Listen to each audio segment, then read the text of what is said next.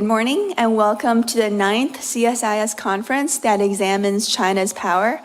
My name is Bonnie Lin and I direct the China Power Project here at CSIS. This year, we're doing something different. We're co-hosting this conference with the two other CSIS programs on China.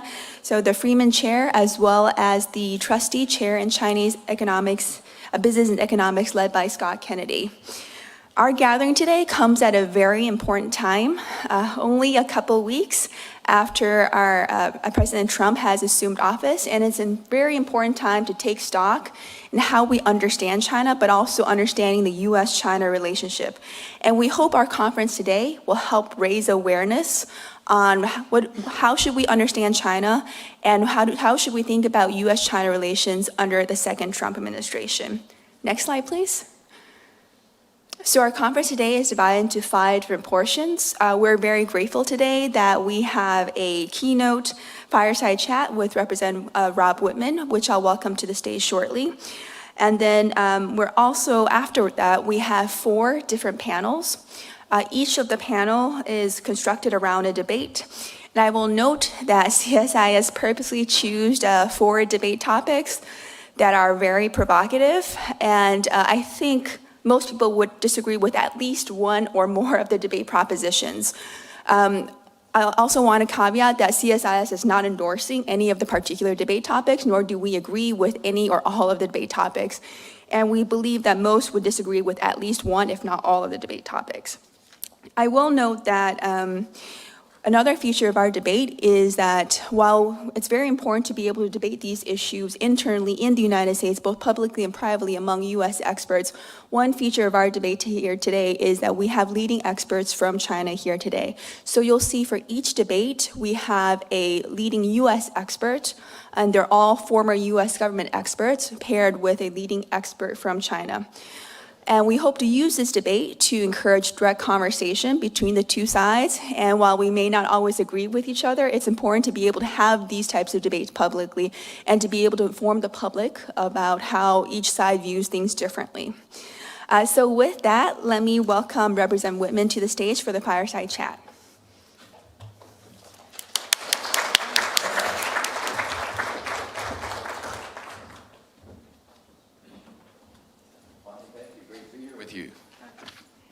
Thank you, really appreciate it. Before we launch into our conversation, and I'm very keen to hear your thoughts on both how to assess China's capabilities, but also U.S.-China relations, I think I should give you a round of introduction. We're really grateful for you to be here. As you know, since assuming office, President Trump has been very busy and very active, and he's also kept members of the Hill very busy too. So we know this is not easy for you to take time off. But Representative Whitman was elected to the U.S. Congress to serve as Virginia's 1st congressional district in 2007, where he served on the House Select Committee on the Strategic Competition between the United States and Chinese Communist Party, and the House Armed Services Committee, where he serves as Vice Chairman of the Full Committee and Chairman of the Tactical Air and Land Forces Subcommittee, overseeing the largest portfolio of modernization programs on the House Armed Services Committee and on the House Natural Resources Committee, and serves on both the Energy and Minerals Committee as well as the Water, Wildlife, and Fisheries Committee, where he brings his professional expertise in water quality, fisheries, and other natural resource issues. He also has a very long, distinguished bio, which in the interest of time, I will skip to leave more time for his remarks, but also more of a conversation. Sure. So Representative, thank you again. Well, Bonnie, thank you. It's an honor to be back here at CSIS, and I appreciate the opportunity to talk about what I think is one of the most important issues the United States is going to have to deal with, and that is what is happening with China and their aggressive behavior around the globe. What we see is that the United States is, in many areas, playing catch-up. There is I think, an urgency that is in front of us now to make sure that we are doing things both economically and strategically to be able to counter China. You know, this really is about making sure that we maintain a peaceful world in the face of what China's doing to build a capacity. Listen, they are working around the world in many different ways to build their presence in different areas. We look at what's happening on the African continent, what's happening now in South America. Listen, they are transactional coercionists. And they're unapologetic about what they will do. I mean, we look at the threats that they face to us every day, the millions of cyber attacks that take place here. The Chinese are unapologetic. They will lie, cheat, and steal to achieve their means. And we need to make sure that we acknowledge that. That's not what we're going to do, but we need to understand that they will use any means possible in order to surpass the United States. Look at what they're doing in building an incredible base of industrial manufacturing within the defense realm. Our intelligence community estimates they spend north of $700 billion a year. It's always said, well, the United States spends more than the 16 other nations combined. We know China doesn't properly report what they spend, but we know it's about north of $700 billion. We know, too, the capacity that they have is incredible. If you look at it, they can build 232 ships for every one ship the United States can build. If you look at the total amount of shipyards, if you take all of our shipyards, every single one of them, and you combine that geographic footprint, it is larger than one of the largest Chinese shipyards. So we know that capability is there. We know by 2035, China's going to have 1,500 nuclear missiles with no nuclear arms limitation treaties, just unrestricted expansion of nuclear arsenal. That's a threat. That's a threat to the free world. And listen, there's a big contrast between the United States and our allies and China, Russia, North Korea, and Iran. Listen, that is a building axis of evil. The same thing is emerging today as we saw in 1938. And we ought to be very, very mindful of that and what China's looking to do to exert its influence around the world. Look at One Belt, One Road. Its purpose is to expand China's influence around the world. And we need to understand that. We need to be building more of our own economic capacity. Listen, and we can talk a little bit about tariffs. Tariffs have a role, but tariffs by themselves do not provide the opportunity for the United States to make sure that we are deterring China. I mean, our job is to make sure we are working with our allies. I would argue that we have deeper relationships with our allies than what China is now trying to develop with Russia, North Korea, and Iran. And we are not transactional in the things that we do. We look to have a longer lasting relationship there. And the bottom line, too, is the thing that distinguishes the United States and our allies is that the United States believes in the rule of law. China does not. The United States believes in the dignity and protecting human beings. China does not. They use forced labor. We also believe, too, that the resources that we have deserve protection. China does not. Go to China and see if you can breathe the air there. I mean, those are things that is a big contrast between the United States and China. That's what we have in common with other nations around the world that believe in the rule of law and that believe in the things that we believe in.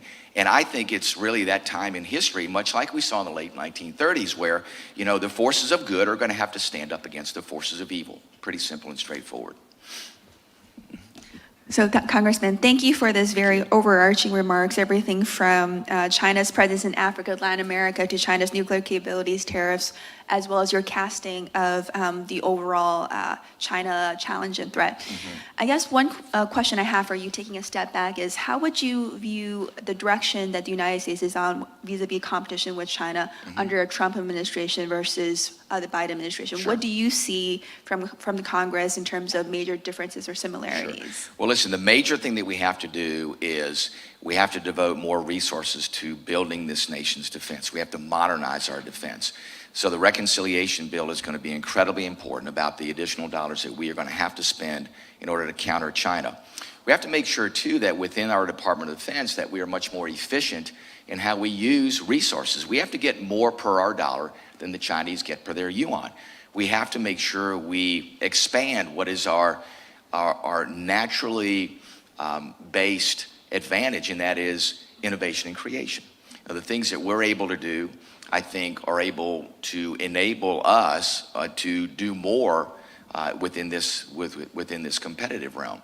I think also making sure, too, that we understand the places where we're lagging behind. I mean, we have to have a different mentality. The United States has always had the mentality of looking in the rearview mirror. and that is seeing where we are and believing we're so far in front of everybody else, all we have to do is to look in the rearview mirror and determine how far ahead we are. Well, folks, that's not the world we live in today. We live in a windshield world where the United States needs to look in the windshield because much of what we see, our adversaries are actually in front of us. And we have to not only look at see what's in front of us to make sure we counter that, but we have to take the next step. You know, we see the capabilities that we have. We see what China and others are doing to counter those capabilities. What we have to do is to say, okay, let's anticipate what the countermeasures from China will be, and let's make sure that we are creating countermeasures to those countermeasures. So we have to look further in the windshield. So instead of looking at the car in front of us in the windshield, we need to look 4 or 5 cars ahead to understand where things have to be. And again, this is a strategic competition. And the United States doesn't have unlimited resources, neither does anybody around the world. So the competition is not just about how much we spend, it's how we spend it. So reconciliation is going to be the key to make sure we get it to the proper places. How do we make sure we expand our capabilities in space, our capabilities in cyber, making sure too that we are pushing autonomy, making sure that we are looking at expendable and attritable platforms, and in addition to the exquisite platforms that we build. So all of those things, I think, are opportunities for us where we have a built-in advantage, and we have to do this with a sense of urgency. We have to do these things at the speed of relevance in being able to properly resource those things, and we find agreement across the spectrum. This is a bicameral, bipartisan effort to know the commitment that this nation needs to make in order to counter China. And Congressman, you mentioned a couple of areas in your opening comments about what you're most worried about in terms of capabilities. You mentioned China's nuclear capabilities. Yeah. You mentioned China's massive shipbuilding capabilities, production, both production capabilities, but also its current number of ships. Yes. In terms of the capabilities that you think the United States military in particular needs to counter, would you list them among the top, or are there others that you would add to this list? Well, I would look at it, if we just look at it and look at the asymmetric advantages that the United States has over China and some of the challenges that we face. If you look at it, we still have an advantage under the sea. But make no mistake about what China's doing to try to build nuclear submarines. We also have stealth and air superiority, so the things that we're able to do there. But look at what China's doing to try to counter the stealth and air superiority that we have. We also have space-based capabilities that we continue to build. We have, I think, the most robust private investment in space, both in constellations and in launch platforms of anybody in the world. I mean, those things are advantages to us, but make no mistake about what China's doing to try to catch up. If you look at what we do in the defense innovation space and the now private capital that's flowing there, I mean, that's pretty exciting to look at these small startups that are now, scaling, folks like Anduril and Palantir, and look at the number of private dollars that are sitting on the sidelines. All those things, I think, are advantages. We talked about the challenges.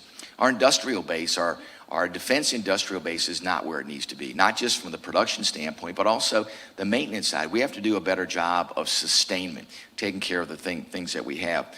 We want to make sure, too, that we are focusing on expendable and attritable platforms, the things that allow us to scale quickly and that are affordable, and that we have a built-in advantage in how we're able to operationalize those platforms. Pretty incredible, the things that we can do.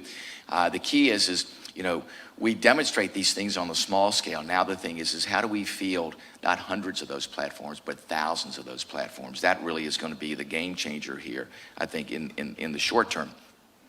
Again, we talk about logistics. I mean, this is a race where we have to be able to sustain what we do. So logistics, across the Pacific are going to be key. We have to make sure that we have that capability there. China's also looking to expand its presence outside the first island chain. So for them, logistics is going to be a challenge too. The key is how do we make sure we have all of those pieces of the puzzle together. Protecting the assets that we have out there, that's going to be key. We will never, ever again operate in an uncontested environment. I mean, that's what we have to deal with. So we have to change the mindset of how we do that. We have to also look to at advancing our cyber capabilities. We know, as I said earlier, what China's going to do. There's millions of cyber attacks on this nation every day, not just on the Department of Defense, but all of our private systems, our infrastructure. We know there's malware that Chinese have placed there to hold our systems at risk. So if there is an effort by China to retake Taiwan, What will they do? They'll call up President Trump and say, by the way, we have this malware, and if you dare try to protect Taiwan, guess what? We'll turn the malware on. And all of a sudden, critical infrastructure systems, power grid, and those things are affected by that. So listen, China's pretty nefarious in the things that they have out there to do. Make no mistake about it. Our mindset years ago when we looked at China and said, oh, they're a benign influence. They're going to play by the rules of the rest of the world. They're not. They're not. They are a malevolent force out there that seeks to have China dominate the world. Anything that they do is transactional. It's all about what's to the advantage of China. So we see that what we have to do is to counter that, and we have to strengthen our relationship with our friends. We have our strengths, but we also have our challenges. And especially in that asymmetric realm, there are things that we can bring to bear that quickly balance or level the playing field. Thank you. Congressman, you mentioned earlier the importance of innovation for U.S.-China competition. I've noticed in your efforts in Congress that you very much push for using AI to modernize our military. Yes. And of course, there's been lots of news recently about China's progress in AI, particularly DeepSeek. So I wanted to have you weigh in on this. What more do you think we need to do, particularly in the military space, with respect to AI? Well, listen, I think we're doing an incredible job in AI. I think we still lead the realm in AI.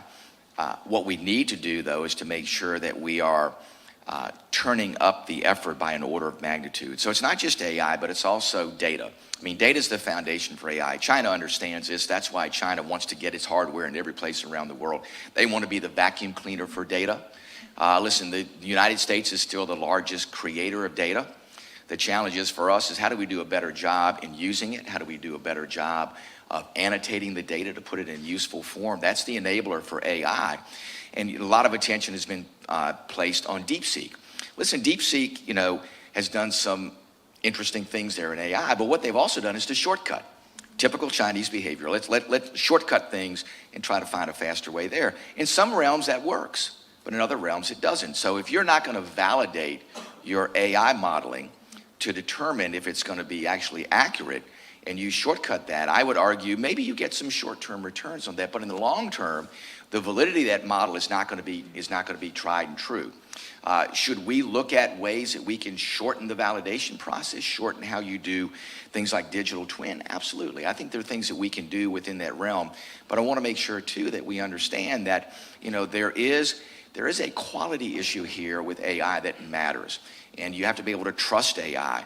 And if you try to shortcut things, the problem is you may not initially see that, but I guarantee you in the long term you'll see some of the shortcomings that happen if you shortcut the validation process. So what it should do to us is it should inspire us to work even faster to do those things. And remember, AI is also not just data-based, and we have to do even more on the data side. And the challenge for the United States is how do we make sure as we're building these data centers, how do we make sure we have the power to run these data centers? And that means for us making sure we're very aggressive about the use of nuclear power. You're not going to power these things. And you see the major companies, Google and Microsoft, they're looking at that. They're not putting solar panels in anymore. What are they looking at? Small modular reactors. We want to make sure we're using power generation sources. So we have to look ahead of that. Again, we have to have a longer viewpoint on things like supply chain. So, we talk about building semiconductor plants. That's great. But when China owns 100% of the world's source of gallium, 98% of the world's source of germanium, and says, we're not going to sell it to you, I don't care how many semiconductor plants we build. If we don't have mines in the United States that can mine and refine, extract and refine and smelt rare earth and critical minerals, guess what? We're again going to be at the mercy of China. So we have to look longer term in the supply chain and do those things. Those things, I think, are incredibly important for the United States. And listen, in the words of the immortal Jerry Reed, we have a long ways to go in a short time to get there. I'm confident that we can do that. There are built-in advantages that we have in our system of government that if we utilize them fully, we can make sure that we are able to compete with China. Again, this is really about deterring China. Nobody wants a conflict. As much as we understand how China operates, we don't want a conflict, and I think the best way for us to deter a conflict is to make sure we have strength both economically and strategically. Those are the most important factors to deter China from thinking about entering into a conflict. Congressman, you mentioned the importance of supply chains and critical minerals, and that brings me to another area that you Yes. spent a lot of time on, which is pushing through efforts through Congress on securing critical minerals. Yes. Could you share with us some of your recent efforts and where you see that line of work heading, particularly in the Trump administration? Sure. Well, I think we have to get back into the mining business, and that means making sure that we actually permit extraction opportunities, permit refining opportunities, permit smelting opportunities here in the United States. Listen, we have some businesses that are operating in that realm. We have a company called MP Materials that mines rare earth. The problem is that when China dumps rare earth on the market and they can't produce because of unfair trade practices, and the actual cost or the sales price of their materials is below their production cost, it makes it very difficult. If you look at what China's done in dumping graphite on the market to try to put out of business companies that want to get in the graphite mining business. You know, we have to understand that there are unfair trade practices that China will put into place. I mean, they want to dominate the supply chain. You look at the memo going back to July of last year where they said, first of all, we're not going to sell particular rare earth to countries unless they do what we want them to do. They ban the export of technology on producing rare earth magnets, on producing rare earth high temperature sensors. It began last July. We heard about the most recent one, but it began last July. And they've incrementally ramped up and said, we're not going to sell these things. And that makes a difference when you own the predominant world source. I mean, China owns 16 of the 18 mines in Africa. And, you know, here we are looking at saying, well, we're going to do all these great things here in our industrial base. And yet when you buy materials there from those mines, you're actually enabling what China does. You're actually enabling the use of forced labor. You're actually enabling what China does in destroying environments in those mining operations. So we need to be mindful of that and understand that the way that we counter that is not just with talking about tariffs. Tariffs are a short-term way to do that, but you also need to make sure you build manufacturing capacity here. You know, I have several pieces of legislation in that are going to be much more aggressive in partnering with other nations, much more aggressive in defining our resources here, which are expansive. And then I want to make sure, too, that we're able to create a resilient reserve. And that is, we need to be creating our own markets where we define collective demand, and then our producers here can then produce to that collective demand. And then we cut China out of it, would say, China, well, listen, that's fine if you don't want to sell us minerals. We're actually going to produce our own. We're going to refine our own and sell our own and make sure that we have that guaranteed sourcing of critical minerals and rare earth elements for our national needs. And I argue that you can then expand that and make that marketplace a place where our friends and allies. You look at the Quad Agreement. What a great opportunity in the Quad Agreement, and for that matter, AUKUS Pillar 2, to do more in that realm to make sure that we are looking further down the supply chain than just producing things in the industrial base for our strategic needs, making sure we're doing things that create an economic opportunity for all those countries. I think that's a great potential there, and I look forward. I had some great conversations the other day with folks in the Indian government that are very, very interested in that, especially as they feel more and more isolated by the Belt Road Initiative around India by China. So, Congressman, I'm cognizant of your time, so Yeah. I want to ask two more questions Sure. related to conference topics. Yes. So one of the topics that we will be debating later is the axis, or China, Russia, Iran, North Korea. And you mentioned some of your views earlier. One of the discussions we had yesterday in a track two, just U.S.-China, was the extent to which China actually has strong relations with all of these different actors, or the extent to which these actors are more problematic than China. What is your view on China's relationship with these three actors, and how do you view the relations, the bilateral relations with each of these? Well, listen, you know, China's looking to develop these relationships because they see the relationships the United States has. Now, I argue we need to do more in creating stronger relationships with the United States. The things like the Quad and other efforts need to continue. You know, a lot of attention on the Trans-Pacific Partnership and what didn't happen with that. I think there's a lot of interest in bilateral relationships. We need to do more in strengthening relationships with our friends around the world. We understand that's going to be the key. We should be concerned about China's growing relationships with countries like Russia. Listen, I still think the trust is not quite there between Russia and China, but I believe that they will do things with each other that are mutually beneficial. And the same with North Korea and the same with Iran. I mean, they are going to look at this and say, what can we do that are to the advantage of China? I think, too, that It'll be interesting to see how those relationships grow. Will they be transactional? Will they be one-way relationships? Will they be, coercive sorts of relationships? I mean, you look at what Russia is doing with North Korea. Russia says, yeah, we're going to work with you. We'll give you some technology on autonomous systems, but you have to send troops to help us in Ukraine. So again, it's transactional. It's not, we're going to help you out of the goodness of our heart. It's, no, we're going to get something in return for that. You look at the discussions that have taken place between China and Russia, and the same thing. It's like, we'll do things, but there's always a balance sheet there. There's always a balance sheet, and both sides are always trying to figure out, do we gain or do we lose in this? So I always argue there's not a zero-sum game in this for China or Russia, so they're always going to, I think, kind of test each other, whereas the United States, I think, views these things a little bit differently. Now, there's obviously going to be a big debate about what we do in U.S. aid to foreign governments, which there should be. I mean, there should be. You look at that, Secretary of State Rubio and others are going to look very deeply at what those relationships would be, and what do we do in ways that are directly helpful to those governments, and how we can do those things in ways that are mutually beneficial.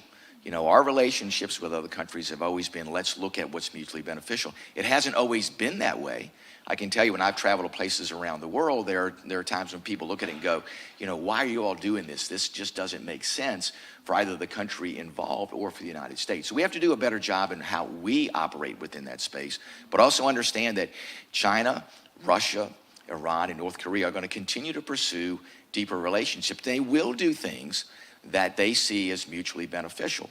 Now, I would argue maybe in the long run, not so, but they're still going to pursue those things, and we need to be mindful of that. It seems like what you're saying is, of these four actors, they're problematic, but they're much weaker, as you said, than U.S. alliances and partnerships. So in a sense, they are threatening, but not to the extent that we may make of it as of right now. I agree. And what we have to do is we have to do more to create deeper economic relationships. And again, that's how you get to deeper strategic relationships. It can't start strategically. It has to start at, what can we do to help these countries economically? What can we do to share some technology? What can we do to help their economies grow? I mean, there's a lot of great opportunities there for the United States. We need to do more in that realm. So I think I need to let you go in 2 minutes Sure, per your team. We'll do one more question. A last question I have for you is looking at the longer-term trajectories, both U.S. growth as well as China's growth, and maybe we can focus on the military side, which I think you're probably much more focused on given your Armed Services Committee work. As you look at 2030, where do you see sort of the balance of power between the United States and China? Are you confident that we will either be more powerful than China or at least on par with China? Listen, I think we're starting to make the right moves. The challenge for us is the Pentagon's a massively giant organization. The Pentagon still operates like the Ford Motor Company of the 1950s. Seriously, it's all hardware. You know, hardware, exquisite systems. Let's write requirements taking years. Let's do programs of record that take years. And then here we are, F-35, our 5th generation aircraft is now in year 23, and we've just gotten to full rate production. That can't happen anymore. We have to change how the Pentagon operates. The Pentagon has to go from being the Ford Motor Company of the 1950s to the Apple computer of 2025. We're seeing a little bit of that. We're seeing some emerging companies that are doing some really exciting work that can scale, that can get technology quickly in the hands of the warfighter. We have to make sure that we change how the Pentagon operates quickly. Again, it's a giant organization. We have to make sure, too, that we're pushing more resources forward closer to where they can be operationalized. So we look at money that goes through the Office of Secretary of Defense and then to the service branches. I would argue we need to look at more resources going to the combatant commands. They see the threat as it morphs every day. They see what they need to counter those threats. We also have to make sure, too, that there's more performance-related criteria in the National Defense Authorization Act. How do we make sure that when we authorize dollars, that those dollars are used in exactly the way that we prescribe? And if they're not, then what we should be willing to do is to say, when the agency comes back to us and says, no, we want to reprogram those dollars, we want to put them somewhere else, we go, no, sorry, we're not going to do that. You're not going to reprogram those dollars. You're going to use those for the intended purposes, and if you don't, we'll move the money somewhere else. And we have to make sure, too, the programs that have been successful in creating innovation, things like the Defense Innovation Unit and leveraging private capital like the Office of Strategic Capital, we have to do more to resource those elements in the Department of Defense. Defense Innovation Unit does great work, but it gets $1 billion out of $830 billion. Do you think we're going to be able to scale innovation and creation through that level of commitment? No. So we have to make sure we're scaling up those things. We have to reinforce the positive behavior. We have to make sure that the Department of Defense transitions from that hardware-centric organization to a software-centric organization. Look at the world we live in today. The world we live in today is a software-informed world. And you look at the Pentagon. The Pentagon's always been used to saying, we're going to build exquisite systems. They're going to take years writing requirements. And you look at today, they don't even know how to acquire software. They want to go into software acquisition and say, it's a cost-plus environment. You're like, no, software companies don't operate cost-plus because their product is always changing. They're not going to go back to the Pentagon every 3 months and go, we need a change order because our software has changed. It should be fixed price. And they have to change the mindset there. And again, it's because many folks in the Pentagon, not all, but many folks in the Pentagon are intimidated by software because they don't understand it. They don't understand coding. They don't understand how software works. They understand how steel gets welded together to build a ship, but they don't understand how software actually will enable that ship to do the things that the steel just doesn't enable it to do. So there has to be a change in mindset there. I think we're able to do that. The key is this. The Pentagon is a tremendously large organization. Large organizations themselves are never prone to change quickly. And that's not unique to the Pentagon. It's inherent in every large organization. So the question is how do we get the Pentagon to change quickly? And how do we make sure, too, that Congress is the forcing mechanism? If you look at it, Congress has always been the forcing mechanism in the past. If you look at it, how did the original unmanned aerial vehicles get put into place? It wasn't the Pentagon saying, oh, guess what? We're gonna build unmanned aerial vehicles. It was Congress. Congress saying, you're gonna build them. And by the way, if you don't use the money to build them, we'll put the money somewhere else. Look at what happened in Afghanistan when we had the scourge of IEDs maiming and killing our service members. And we said, listen, Humvees aren't doing it. What do? The Pentagon says, well, we're going to study it. And we said, no, we're not. We're actually going to build, these up-armored vehicles that can withstand these IEDs. And we directed the Pentagon to do that, and we did multi-acquisition. So we did multilateral acquisition. So we said, folks out there, send us your proposals. Let's take a look at all of them. And instead of saying we're going to down select to one, we said we need a lot of these vehicles very quickly. So we did multiple contract awards. So we had multiple vehicles built, and guess what? We had almost an overnight capability. We went from 0 to 1,000 of these vehicles literally overnight. Those are the things that we need to do. Our special operators do this all the time. They see a need, they write a request for proposals, they get those back in, and guess what? They go directly to acquisition. So you have programs like AppFit, which gets money directly to these innovative projects. The Radar program, those things should be the rule, not the exception. We have all these exceptions where we can do things, one-time authorizations, mid-tier authorizations, and we create all these specialties instead of going, well, why don't we do it the reverse? Why don't we make sure that the standard acquisition process in the Pentagon allows for these innovative and creative ways instead of saying, nope, that's a great idea, but we don't have a requirement for that. Until I have a requirement, we can't acquire that. So we have to change the whole mindset, and we have to make what are today these little bastions of innovation and creation and really innovative acquisition processes. Why are they the exceptions? They need to be the rule in the Pentagon.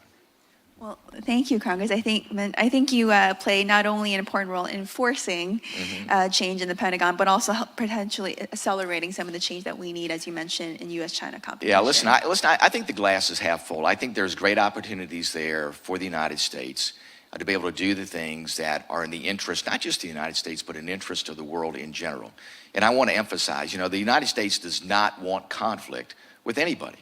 But we understand, too, that during the course of human history, during the course of humankind, when there have been great imbalances of power, is when we've had conflict.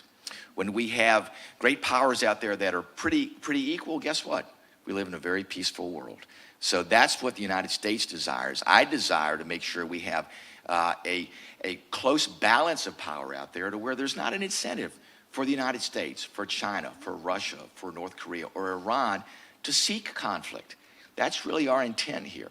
And our intent, too, is to make sure that we all operate under what should be a common accepted practice. We all operate under the rule of law. We all operate with a basic understanding of protecting human beings, of protecting their dignity, of protecting what's given to us by our Creator, protecting the resources that allow all of us as human beings to sustain ourselves. Those things should be something we all have in common.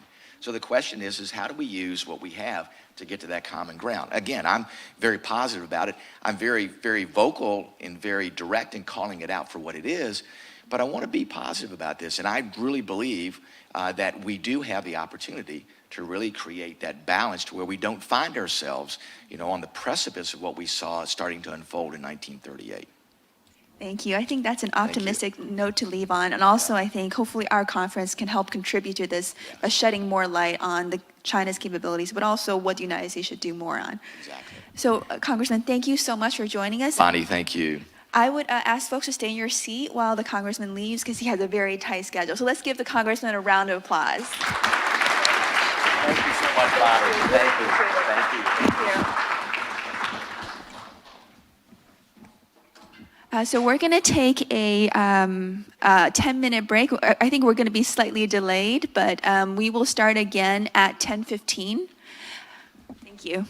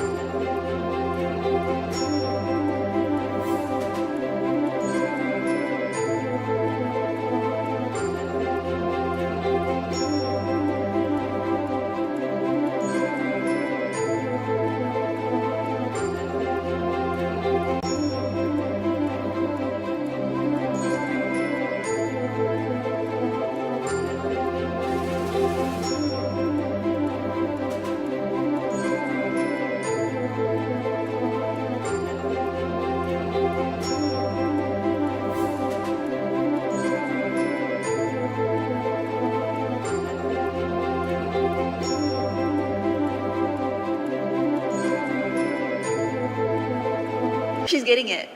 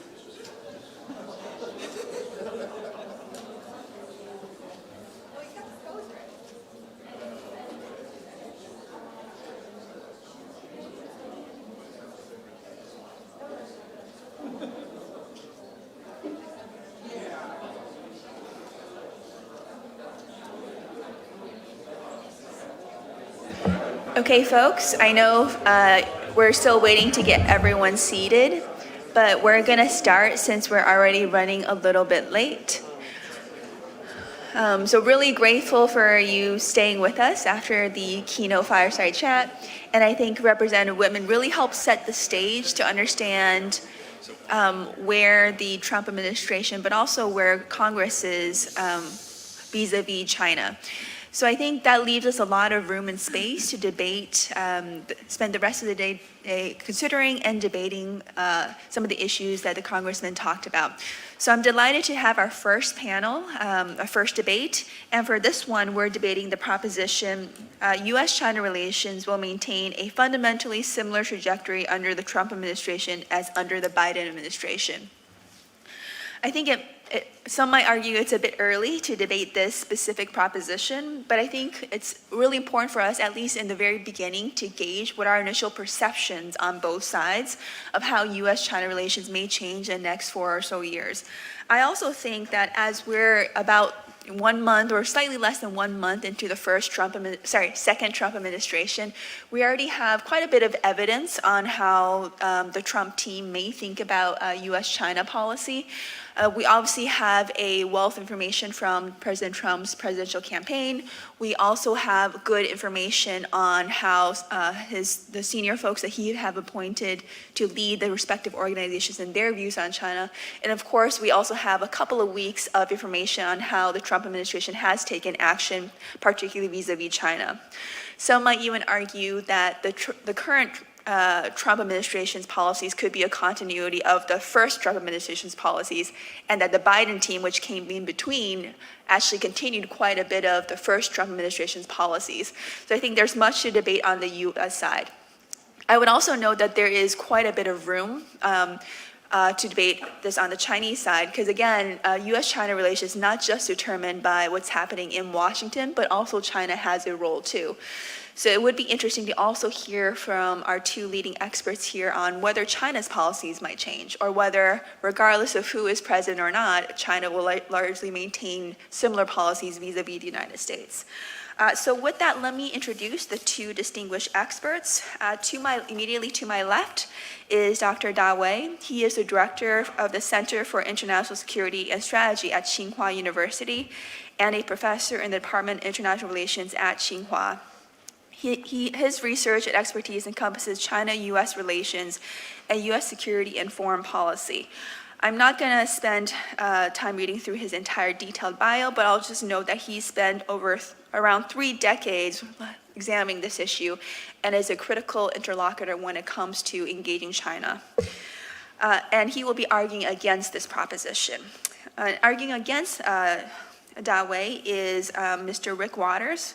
He is and to the leftmost, he is the Managing Director of Eurasia Group's China practice. And drawing on his decades of experience in the U.S. Foreign Service, Rick leads the firm's China expertise and client offerings. And his research interests include China's global and regional diplomacy, U.S.-China relations, and China's domestic political economy. But Rick is probably most known for his 27-year career as the U.S. State Department's top China policy official. And he oversaw the creation of the Office of China Coordination, also informally known as China House. So with that, before we debate, next slide please, I would like to get a poll from the audience on your views of this. And we'll again come back to this poll after your debate to see if any of your views were changed by the arguments presented by either side. So let me turn the floor to Truly to explain to you how we're going to do this poll. So you can either vote through the URL code on the left-hand side or by scanning the QR code on the right-hand side. If anybody has any issues, just raise your hand. I'm happy to come by. Right, and you're voting if you agree or disagree with this proposition. So we'll give folks a minute, and I see some hands. So if you have a question, Truly will walk around to you. And for those of you online, you're also welcome to contribute to this poll either through the URL or through the QR code.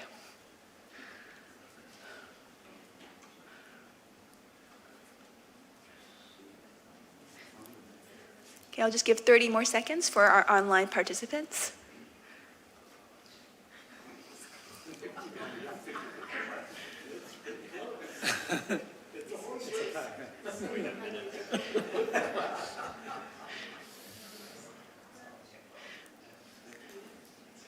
Okay, I think the numbers are about stabilizing, almost close to 50-50, 53, or I guess still going up? Oh no, maybe we have no, never mind.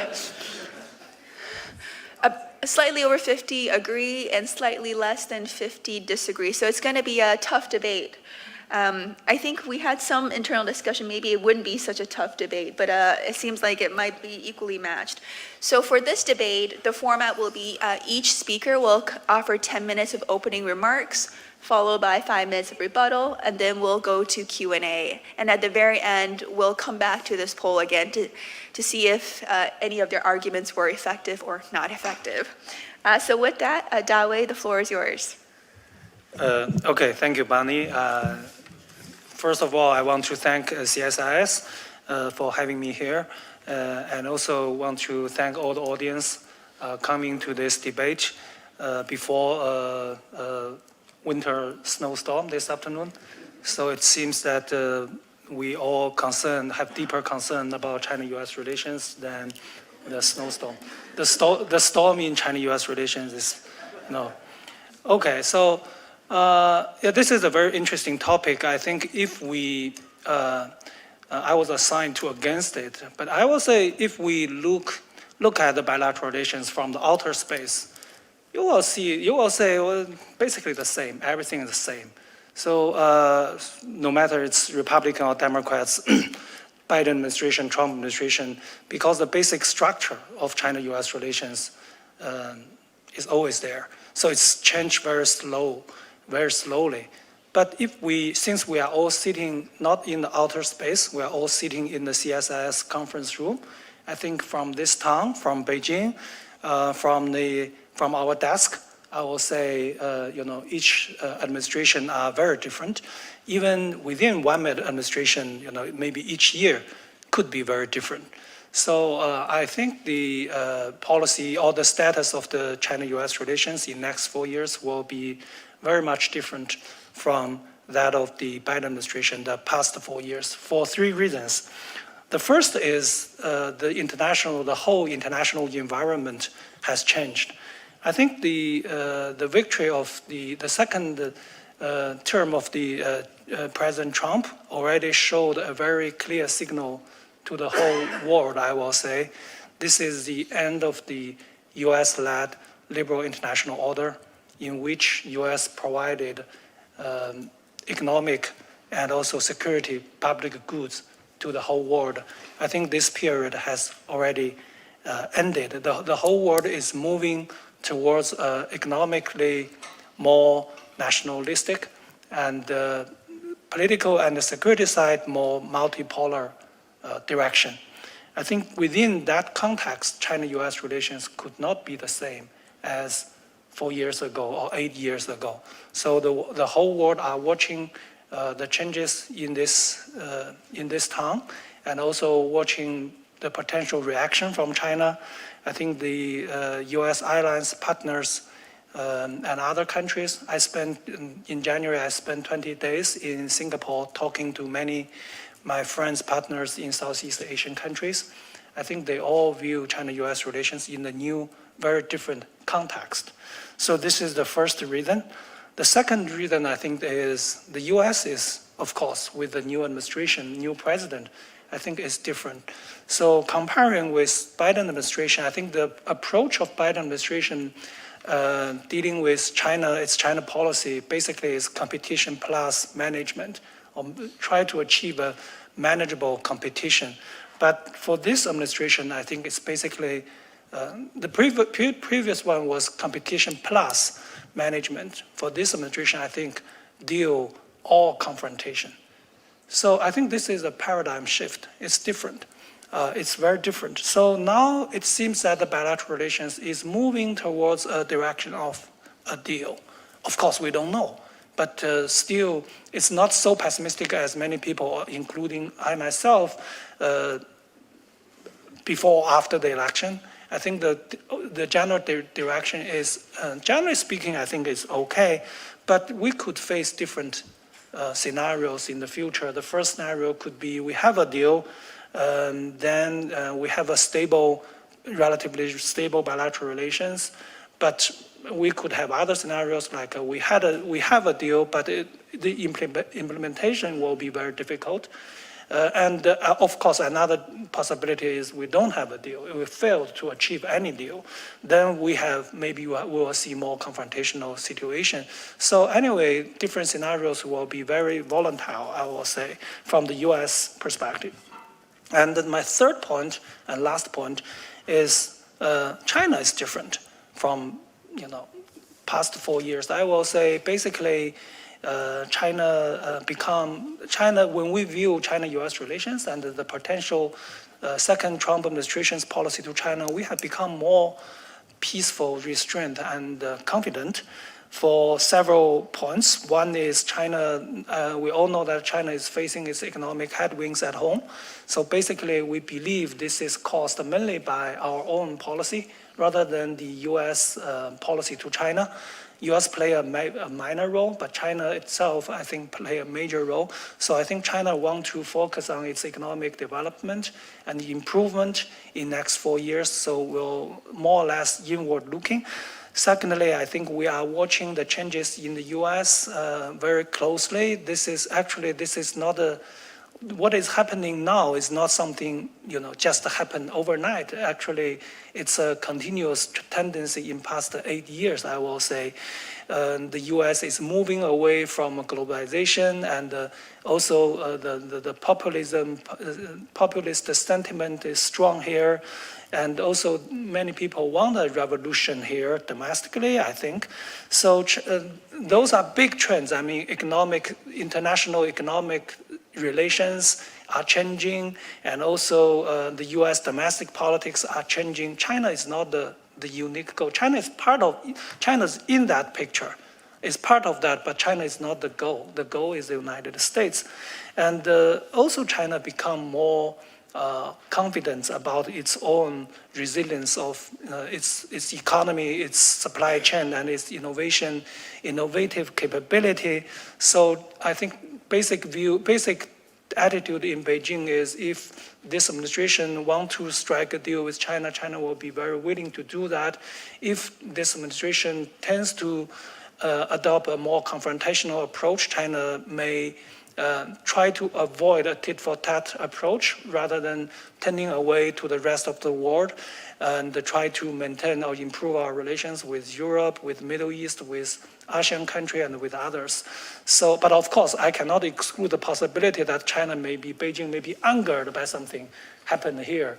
I think Rick told me many scaring scenarios which could anger Beijing. Yeah, I agree with him. I won't exclude that possibility, though I don't think it's very likely, but it's possible. So with that, I will end here. So in sum, I think the whole international environment changed. China changed, the US changed, so China-US relations will change. Thank you.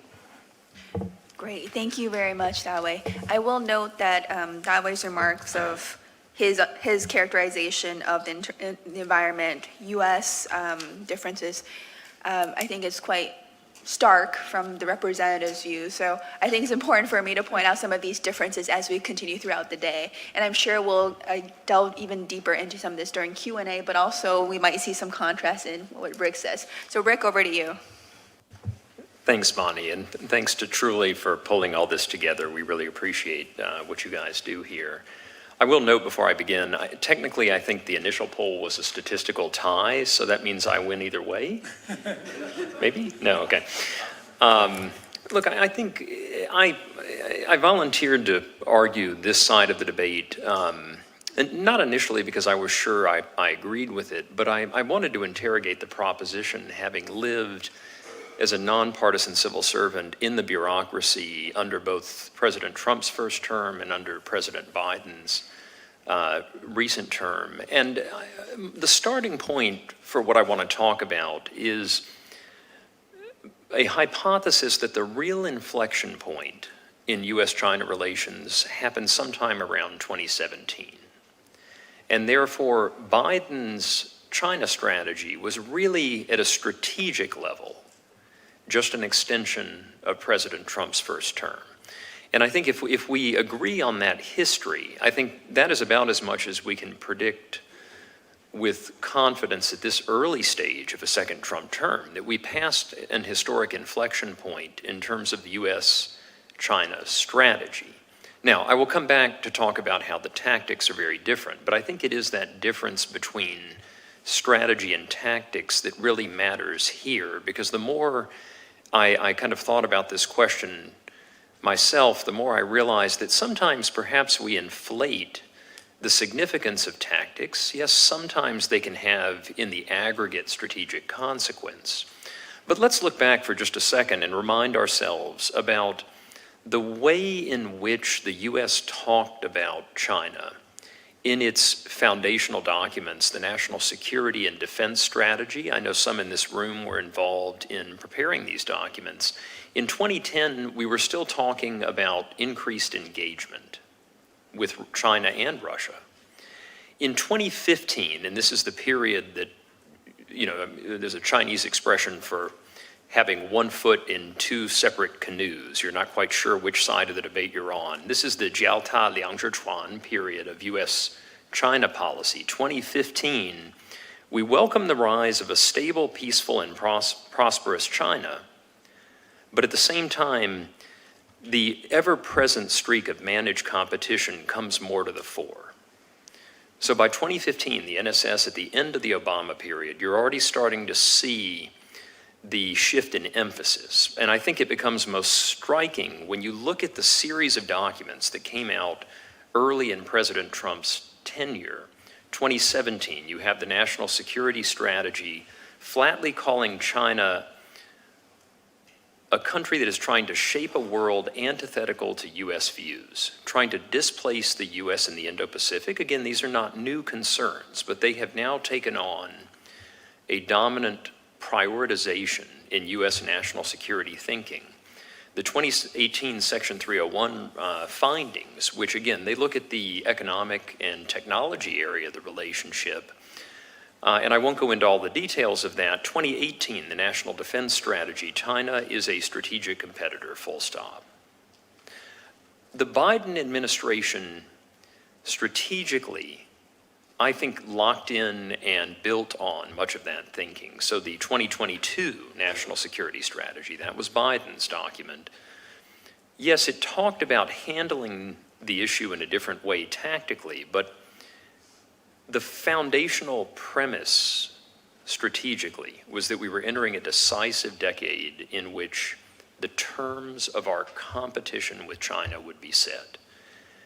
The 2023 NDS, the National Defense Strategy, looks at China as the pacing challenge. So again, I don't want to belabor the history too much, except to say that strategically, the inflection point was between 2015 and 2017. And I think that played out in ways that sometimes we don't fully credit in terms of continuity, because we do tend to focus more on tactics, more on tweets.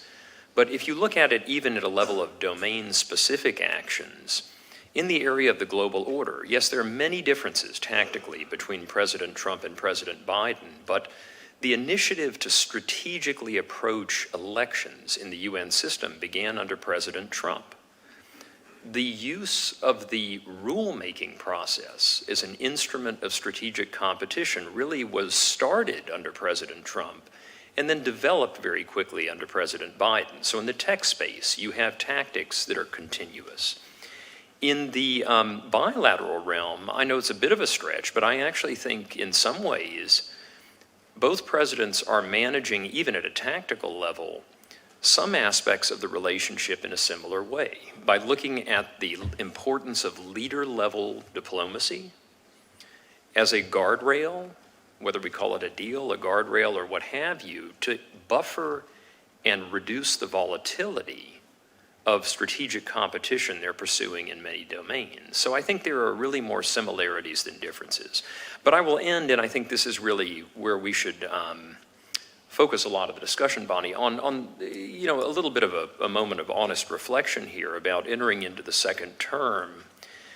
There are many questions that I would leave open that could change these conclusions over the next 3.5 years. And to me, among those questions are, one, when you look at the tactics, for Biden, it was invest in industrial policy. For the Trump administration, it's going to be more deregulation, tax privileges. So there are tactical differences there. But when it comes to the rest of the world, what Biden called the alignment strategy, the effort to change China's cost calculus by building ad hoc coalitions, I think that is still very present in aspects of what we heard this morning from Representative Whitman or what we saw in the U.S.-Japan joint statement a few days ago. But the alignment is going to be tested by the effort to reset the global trading and economic system. And so I think we have to leave open a question of whether that test will have strategic effect. I don't have an answer there. I think we have to leave open the possibility that, as occurred in 2020 with the period of COVID and the breakdown in relations, when I think both sides became a bit more ideological, we have to leave open the possibility that a strategy of essentially managed competition could erode into unmanaged competition. And I think we also have to leave open the possibility that unresolved debates that lie beneath the so-called bipartisan consensus over U.S.-China policy, over pretty important questions such as the end state, or whether the U.S.'s sphere of influence does or does not include the first island chain. I would say that many in this room would have a very strong view on that, but these debates are playing out in articles that have come out very recently about whether the intention of the new administration is to focus primarily on the Western Hemisphere. And what does that mean for prioritization of East Asia or Africa outside of critical minerals and rare earths? So I just leave open those questions as things we should interrogate. But again, just to close off, I think the thesis that I'll put forward is the inflection point was 2017, and we shouldn't conflate the vast dissimilarity in tactics for a difference of strategic outlook. Thanks, Bonnie. Great, thank you, Rick. And we can go back to some of these questions you raised in the Q&A. But I would like to turn the floor back to Dawei for any elaborations or any areas where you disagree with Rick on. Yeah, thank you. And also want to thank Rick for wonderful. Sorry. Oh. No. Yeah, it's on, right? Okay. Also want to thank Rick for you voluntarily choose the foresight I think he believed that can give me a bigger chance to win. So for what Rick said, I want to say at least two things. One is, yeah, I agree that basic tendencies like that, strategy at the strategic level, it's similar. We can say that, oh, just as I said at the beginning, the framework is always there. But tactic, it really matters. So let's think about, look back to the history of past 8 years after 2017. After 2017, I think within the first Trump administration, the first year is different. 2017 is different from 2018 and 2019, right? 2017, President Xi was here and President Trump was in Beijing. I think they had a good time. But then 2018, we have trade war, we have other things. Then the first year is different from the second and the third year. Then the second and third year were different from the fourth year when we had COVID. I think the year of 2020 was the worst year in China-US relations in past 50 years, I will say. So it's different. And then if we look back to the 4 years of Biden administration, I will say the first 1 year and 2 years were difficult, but the third year and the fourth year were okay. Actually, Rick was in that process, played a very important role, and particularly the final year after the San Francisco summit, China-US relations stabilized. Then we have the chance to sit in here. I think we are all enjoying, benefiting from that process. So it's different. Even within one presidency, I will say it's different. No need to mention, two different presidents. So tactics really matters. The representative just now mentioned 1938, really, was a shock for me. He mentioned that twice, that's World War II. But I will say, look back to the history of World War I. So assassination basically caused the major war into a world war. So nobody won that war, but we still had. So this is the first thing I want to say. The other is U.S. alliance, relations. I think I agree with Rick that it's under test, and not only in the trade relationship. So sometimes I feel sorry to say that. Sometimes when I talk to my friends here in the United States, I think many of my American friends don't know how the third party are talking about Americans when the Americans are absent. Of course, we as Chinese, we don't know how the other side talk about China when we were. So this is our blindness.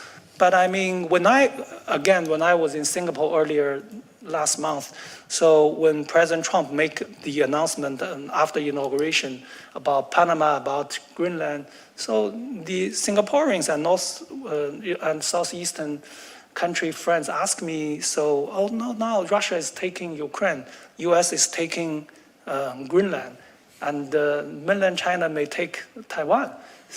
So are you going to have a Yalta agreement like the end of the World War II? So, I mean, of course, you can say this is a joke, but I mean, there are some fundamental changes happening in the U.S. alliance relations, even if this administration can handle it pretty well. I think the cleavage is already there. When they see this time, when they think about 8 years ago, when they think about the Iraq war during Bush administration, so I think the alliances cannot be tested once and for 3 times. I think it's too hard. So this will be very different from the Biden administration, and more similar to the first Trump administration. Yeah. Okay, I'll stop here. Thank you. Rick? Well, a couple of thoughts. I think Professor Da rightly points out that, 2020 was a bit of a unique year, and we can't rule out that those type of dynamics would return. But when I step back and look again at the arc that I was trying to paint, the last 8 years, if you were to graph U.S.-China relations, it goes like this. But it doesn't do so in a linear fashion. It kind of, weaves around the line. You have the 2017 state visit to China. Things are kind of on an upswing. And then tariffs, and then a tough period of testing each other in trade negotiations. And eventually you get to a phase one deal in 2020. So you're back on a little bit of a, plateau, and then COVID. And so I don't think we can really predict from the volatility what the trend is. I'm looking more at this trend, and that brings me to a second point. I think the big difference that I think we're talking through right now is not so much about how the U.S. will manage China. We're talking about how the U.S. will manage competition around China. And Dawei and I were in Singapore actually at the same time, and the Singaporeans, they remind you politely that the U.S. and China are both strategic narcissists who think everything is about them. But I think what's also fair to say is that many of the changes that one perceives in the region that are being driven by U.S.-China competition are coming, I think, primarily from fears of China in the security realm, and sometimes in the influence realm, but opportunities that many countries see in the economic realm. And in the technology realm, it's becoming more contested. So, I think it's possible that, yes, the Biden administration was a little bit more think, and Republican administrations tend to be a bit more tank when it comes to how they handle the alliance relationships, whether it's a bit more muscle or a bit more consultation. But ultimately, I think from a strategic lens, I would be very surprised if in 4 years we would see anything other than further consolidation of the Quad and its diversification, which has already been occurring, into security realms such as maritime domain awareness. I think AUKUS will continue to develop, and it will become intertwined with the debates we heard about this morning over the urgent need to build out the defense industrial base in this country.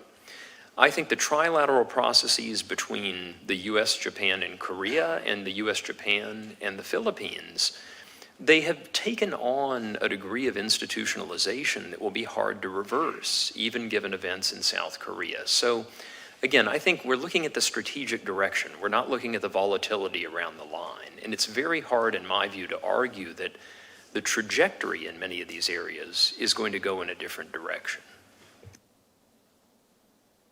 Great, thank you, Rick.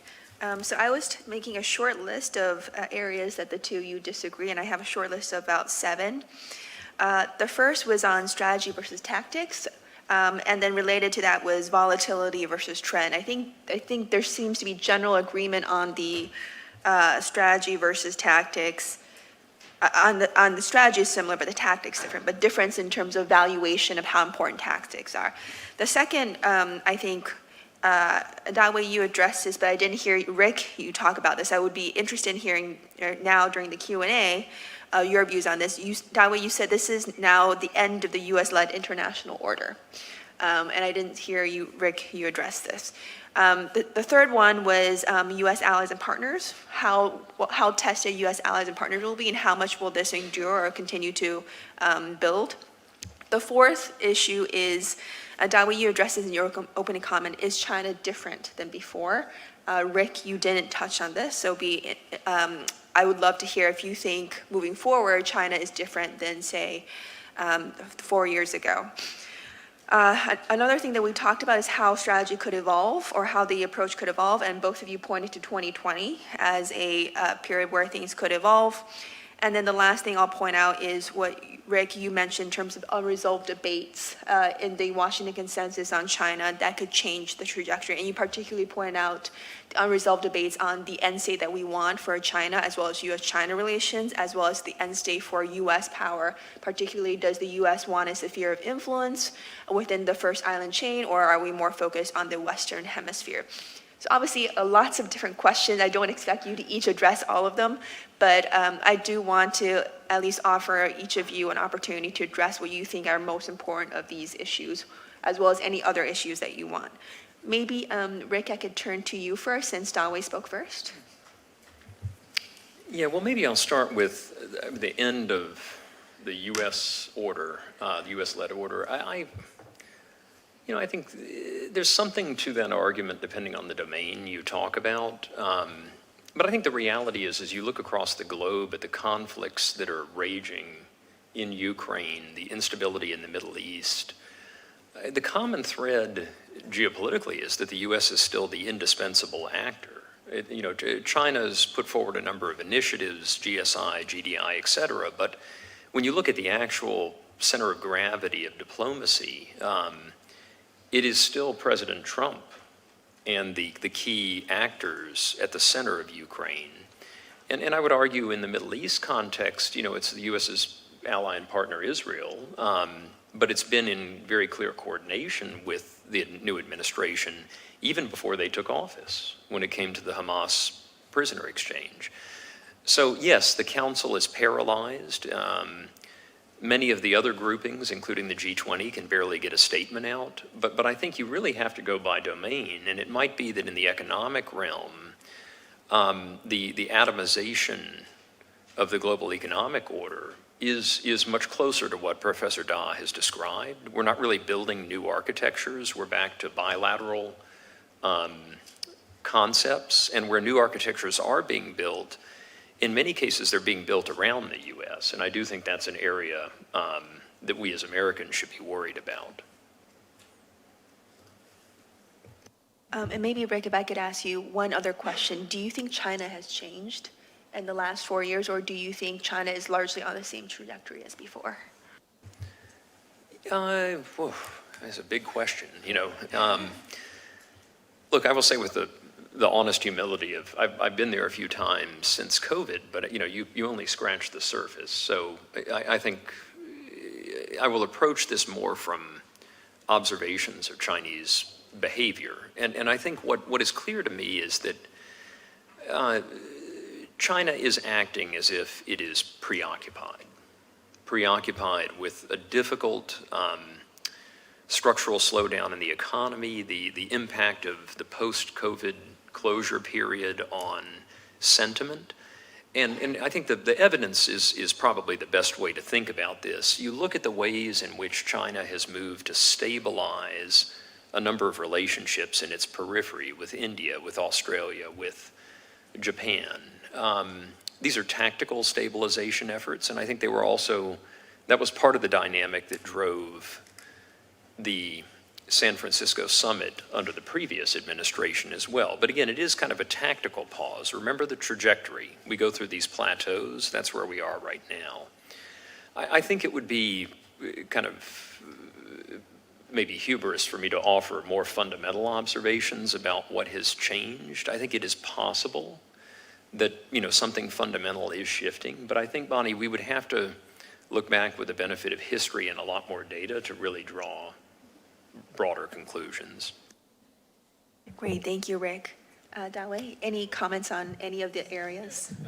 Actually, on the U.S.-led order thing, I think the change is not about the gravity or about the importance, the strength of the U.S. Of course, U.S. is still the most powerful country in the world and the foreseeable future. But the change is lead.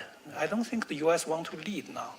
I think the U.S. is changing from a more or less universalism into a nationalism approach. Do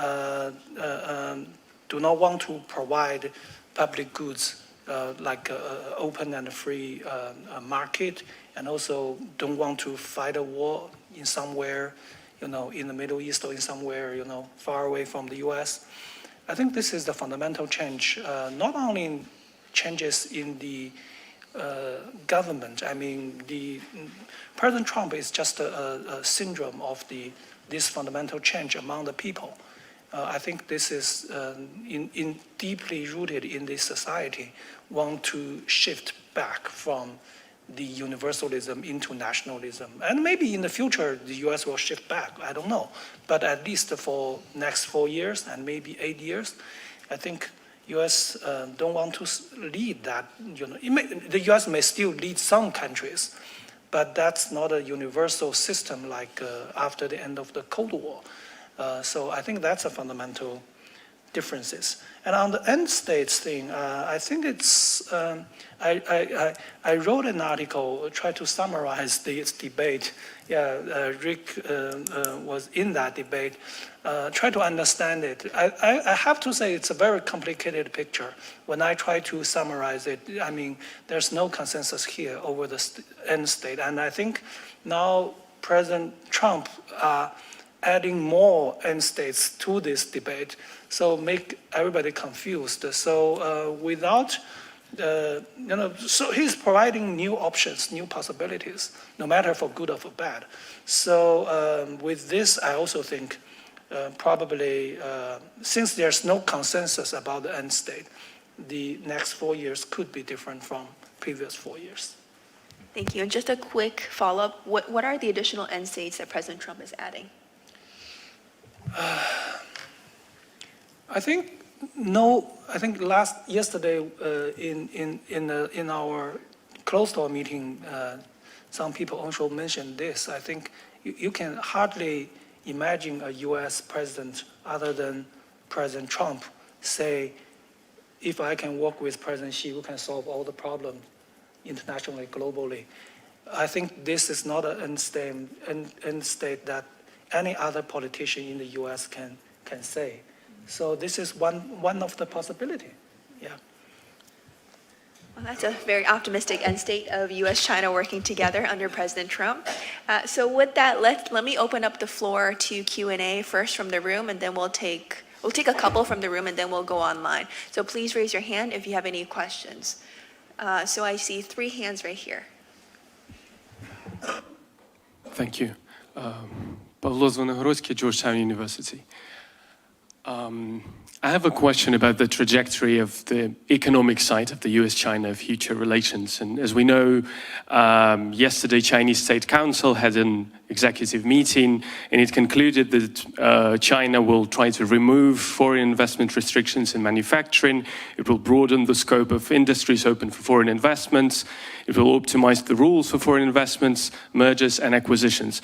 So my question is whether you think one of the calculations here might be to specifically target American businesses, especially those close to the current administration, in order to increase their dependence on the Chinese market and thus strengthen the leverage Beijing has over decision makers in Washington, while in this way changing the trajectory toward more cooperation in economy. Thank you. Great, let's collect the other 2 questions first. And I would also say we do have an economic panel, so if we don't get to your question, we can address that during the economic. It was the one in front, but that's okay. You can go too. Yes, I am from private sector. I would like to. This question is for Dr. Wee. And what is your current thinking, position, or whatever you want to say regarding the tariffs that the current administration has put on China? The tariffs. So just tariffs, right? Tariffs. Okay, view on the tariffs? Okay, one last one here. Thank you. I have a question for Rick. You emphasized the strategic continuity between the 2 administrations. Then the Biden administration pay much attention to the so-called friend shoring to ensure the resilience or security of supply chains. So do you think will Trump administration continue this strategy? Okay, thank you. We'll take your question next, in the next round. So over to Rick and Dawa, whoever wants to go first. Okay, on the measures, I didn't follow the news, but on the measures that Chinese State Council to open up our manufacturing and other economic sector, I think basically China want to show a gesture, to the international community that China is open, and it's a continuous gesture. It's not something very new. So China do that step by step, gradually. But I don't think it's very much. I don't think it's very. It can change anything in terms of China-U.S. economic ties. I think the U.S. business in China they have a lot of concerns and dissatisfactions to China's overall business environment. And also, I think the biggest question is about the general direction of China's economy. Is that still, does Chinese government still committed to the market-oriented economic policy or reform? And also, it's also related to the capability of the U.S. business, U.S. company in the United States.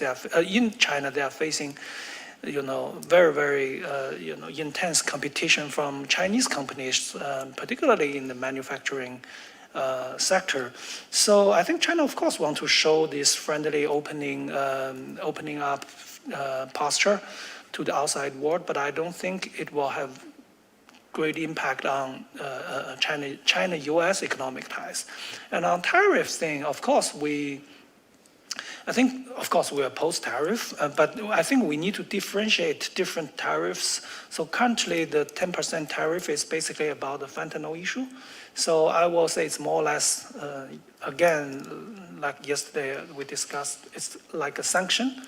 It's aimed at something, right? It's not about, it's not a change of the economic, international economic relations. It's about one thing. It's a specific thing. That's a fentanyl issue.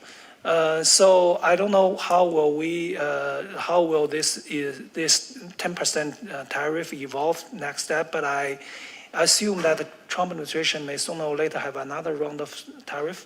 I don't know. Again, I don't know how 60% or I don't know the level, but it's aimed at readjusting the trade system internationally. It's not only about China, not only about Canada, Mexico. It's a universal tax, so how China view that? Of course, it's a bad news, but it also depends on if it's a universal tax, a universal tariff. The impact on China will be lower. But if it's just to pick several countries, and China could have bigger impact. But again, I don't think China will have a tit-for-tat approach against this. We may, to be honest, I think our leverage is not, we don't have so many leverages. Of course, we may, just like this round of 10%, we already did several limited reaction to that. I think the approach will be similar. So it mainly depends on how the Trump administration choose their policy, their instrument. Yes. Maybe that way, just for our audience who may not be that aware, what was the Chinese reaction to the tariffs? If you could elaborate. Yeah, we selected a tariff on several, for example, LNG, coal. Actually, China only import very limited LNG and coal from the U.S. We also declared, we put the two U.S. companies on our entity list, and we have some restriction over the restrictive measures on the rare earth exportation. I think that's all. Anything else? Yeah, basically. Again, this is quite limited, I think. Yeah. Rick? I know Professor Tu can tell us if we missed anything on the retaliation, but that's right.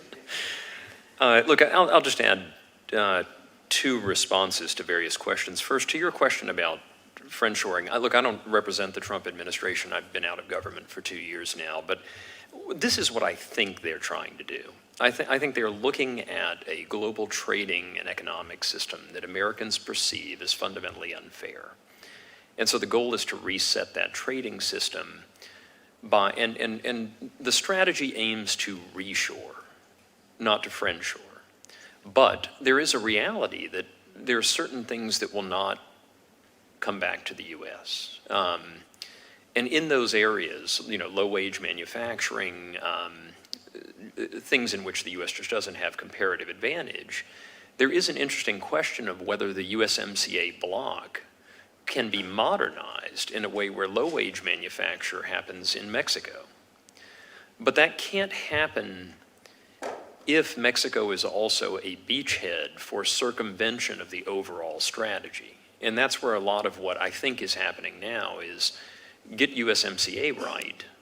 And that is the necessary precondition to getting the global trading reset right. Now, we can debate whether these tactics are going to work, and we'll leave that to the afternoon panel.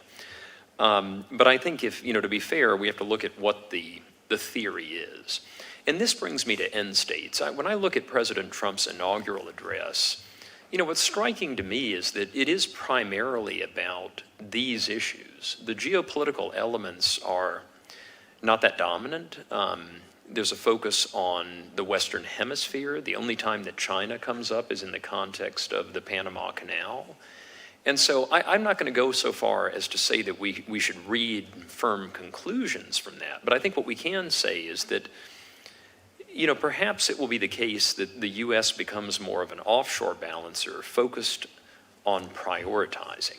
And this, to me, is something that has evolved since that inflection point I mentioned in 2017. Yes, the U.S. diagnosed that it was in a strategic competition, and that conclusion came more into the forefront. But from the perspective of what you do about it, there has been a lot of volatility and a lot of inability to prioritize regionally, sectorally, or in terms of finite political and financial capital. And I think that is the process that we're seeing today. The Western Hemisphere is clearly going to be the priority. What that means for East Asia, I doubt it's too fundamental of a shift, but we have to leave open the possibility that things evolve. And it probably means that the U.S. goes back to its historical role as more of an offshore balancer and less of a country that is inclined to wage ground wars in regions that are not as present in its national interest as they might have been 10 or 20 years ago. Okay, great. I'm going to read one online question. It's actually a 4-part question, and then we'll take 3 more questions from the room. So this 4-part question is from Paul here, Chicago Council on Global Affairs. Does the Trump administration share the Biden administration's view of what China's global strategic ambitions are? Is that view accurate? Does Trump agree with his advisors on this issue? Might he sidestep it in pursuit of engagement with Xi Jinping? And then we'll take 3 more questions from the room. I think we had one there, one up here, and then one back there. Morning. My name is Han. I'm the Freeman Chair in China Studies here. So Dr. Da, if I heard you right, you said Rick told you that about some scary scenarios that what could happen in the next 4 years. So could you both elaborate on how the two countries view the so-called red lines of U.S.-China relations and how they could be tested in Trump 2? Thank you. Okay, thank you. Zhao Long from Shanghai Institute for International Studies. I have a question to Rick. You have reviewed the whole process of the changing perceptions of the U.S. towards China starting from 2015.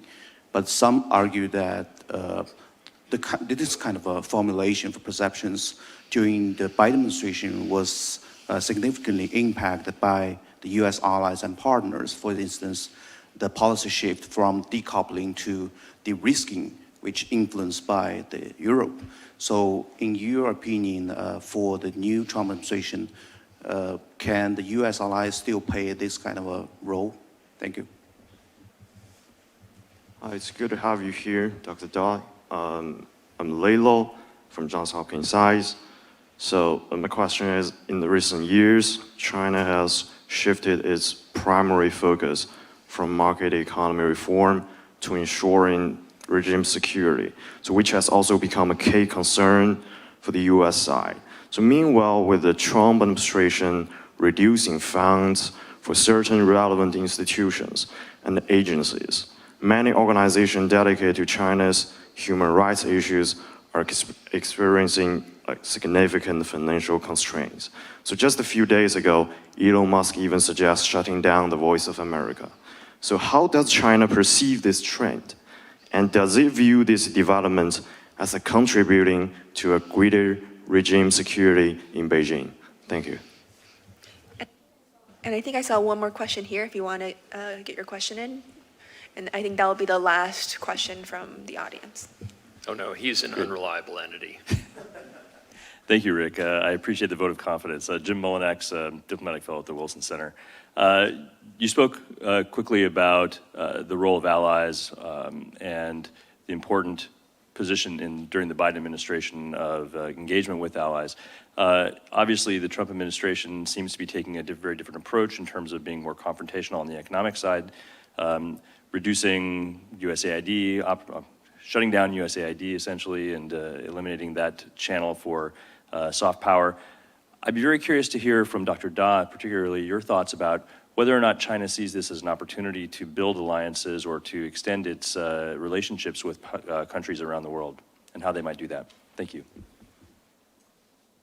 Great, thank you. Lots of questions, all very easy questions. I'm expecting all of you to answer each question in 15 seconds. No, please have your choice of which questions you have time to answer, and defer to you on who wants to start.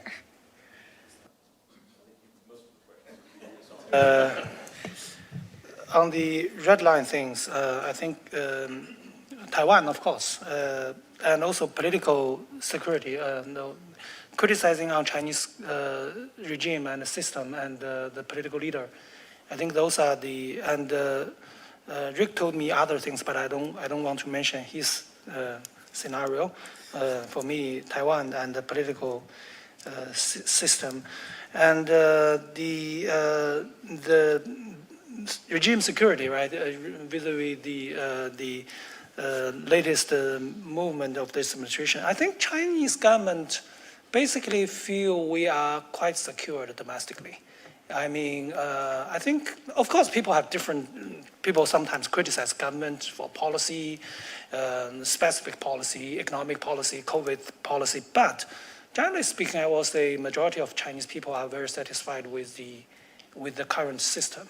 So I don't see any, major threat to that. So I think the changes here in this town is mainly, I believe, will have impact on the U.S. relations with, for example, your other developing countries. I think those are the changes that we are watching, not about our own security, political security. And our alliance building, I don't think so, to be honest. I think theoretically it's an opportunity for China, but building alliances is not an easy thing. You need to provide security assurance. You need capability. You need similar ideology. You need something hard, and you need something soft, both attractive to the partners. I don't think China can provide either hard or soft part to build that. And also alliance building, it takes time and it takes lives. So I don't think so.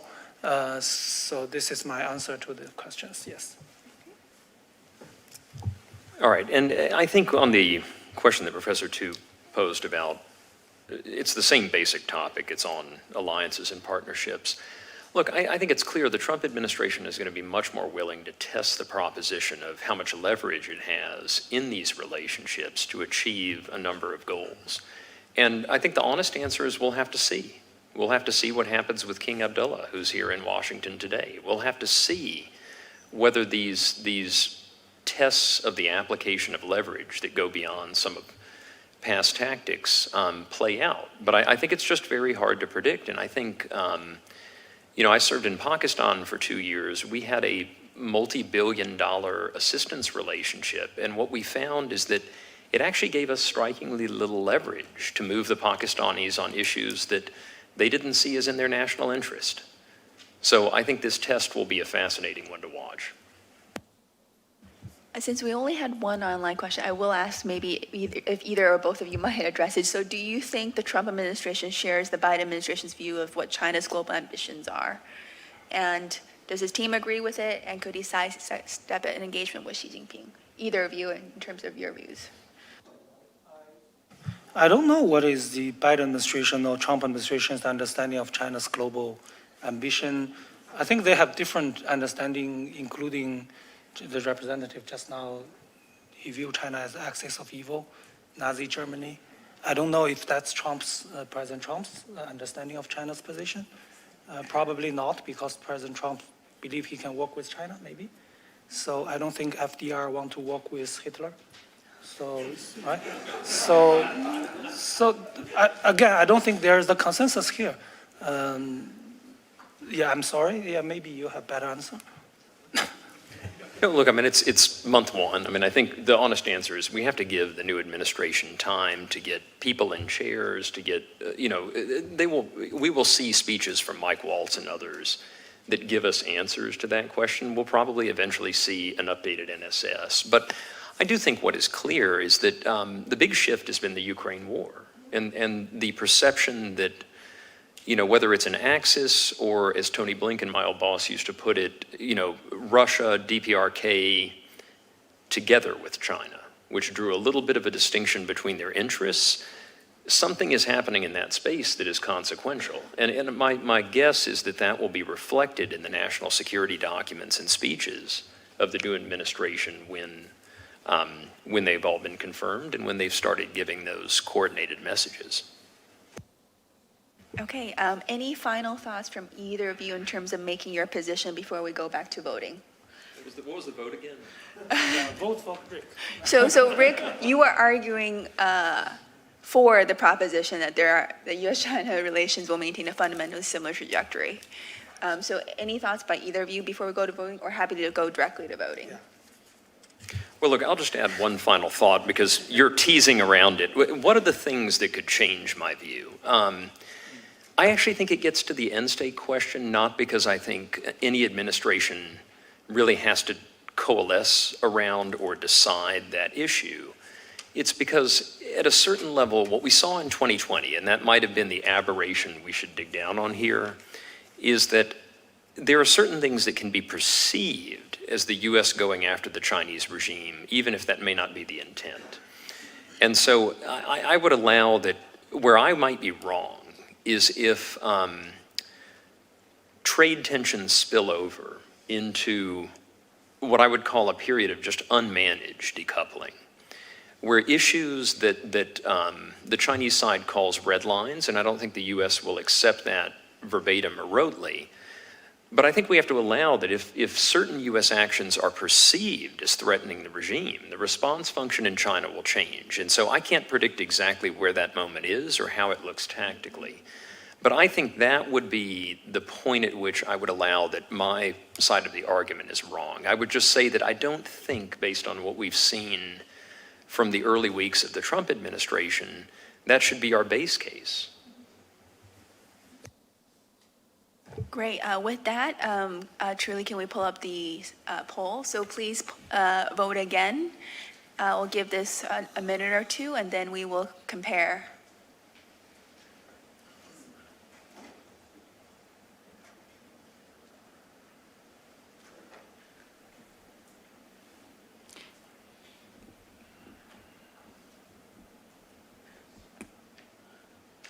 It's not showing up as bars.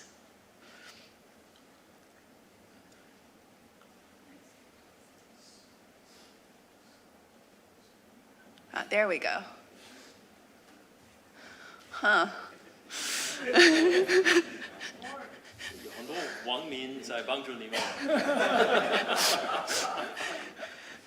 Rick, I think ending on how you might be wrong might not have been the most persuasive case. That's all right. I won last.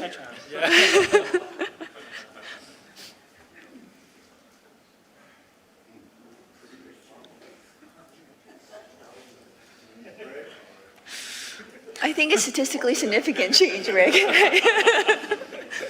Well, I think we'll let it stabilize. It seems to be stabilizing. But in the meantime, I wanted to thank both Dawei and Rick for a fascinating discussion, and in many cases admitting where you're more certain or less certain, because I think we're entering, as you both mentioned, we're entering a pretty new period, and the Trump administration has yet to define how it may act. And of course, as Dawei, you mentioned, China's response will also be quite dependent on the U.S. policy.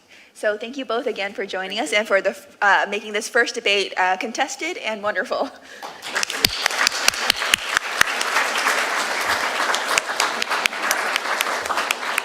So they both won. So we're going to take a 10-minute break. We will reconvene at 11:30.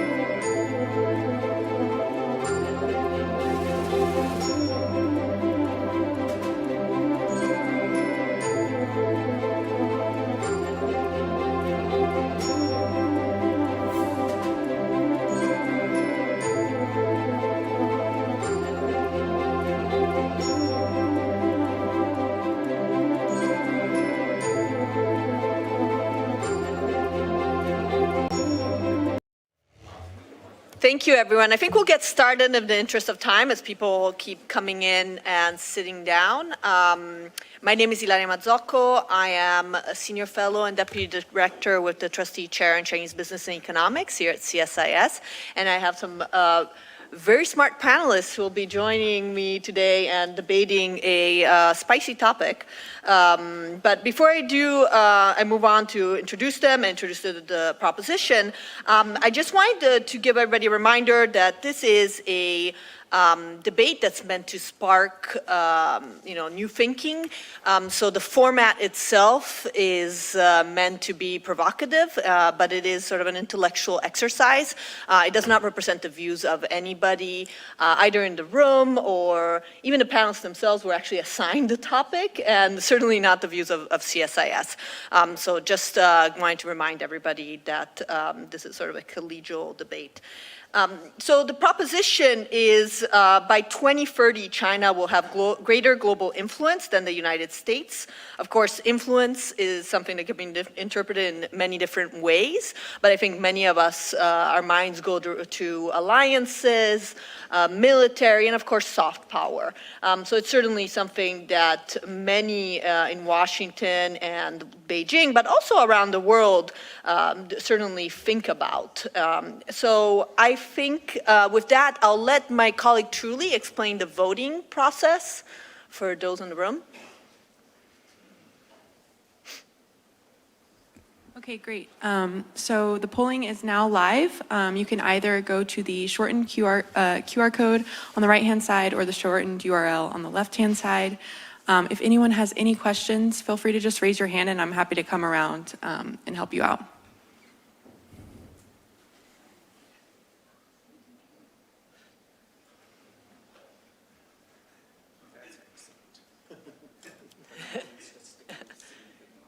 There's no question.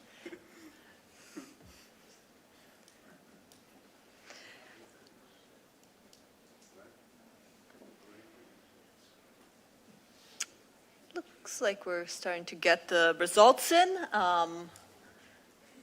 Before we get the final results, let me start with the bios of our panelists. I'm going to just read really shortened bios. I encourage everybody to go online and see the full bios. These are, very accomplished people. So I have Dr. Zhang Feng, Associate Research Scholar with the Council on East Asian Studies at the Macmillan Center for International and Area Studies at Yale University, specializes in China's foreign policy, international relations policy, and author of many books. And then we have Dennis Wilder, who is Senior Fellow in the Initiative for U.S.-China Dialogue on Global Issues and Assistant Professor of the Practice in Asian Studies in the School of Foreign Service at Georgetown. He has a long and distinguished career in government, including in the National Security Council and the CIA, and we're really pleased to have both of you today. So it looks like Zhang Feng, who will be arguing in favor of the proposition, is going to be, at a disadvantage here because the vast majority of those in the room seem to disagree with the proposition, which is what Dennis will be arguing for. Zhang Feng will start. You'll have 10 minutes, then Dennis will have 10 minutes, and then you'll have 5 minutes each for a rebuttal, and then we'll move to audience questions. Great. First of all, I'd like to thank Bonnie and CSIS for inviting me to this debate. And I'm honored to share the stage with Dennis, who's had a very distinguished government and policy career. I'm arguing for the proposition that by 2030, China will have greater global influence than the United States. And I actually think this is a hard proposition to argue, as the audience poll has already indicated. But I think it's hard mainly because there's so many uncertainties down the road. But this is a debate, as Larry has reminded us. So I'll try to make my argument as compelling as possible. Unfortunately, arguing for the proposition has been made considerably easier by the return of President Trump. 2030 will be 1 year after the end of the second Trump administration, and I'll build my case around the core proposition that the second Trump administration will deliver the goal for China.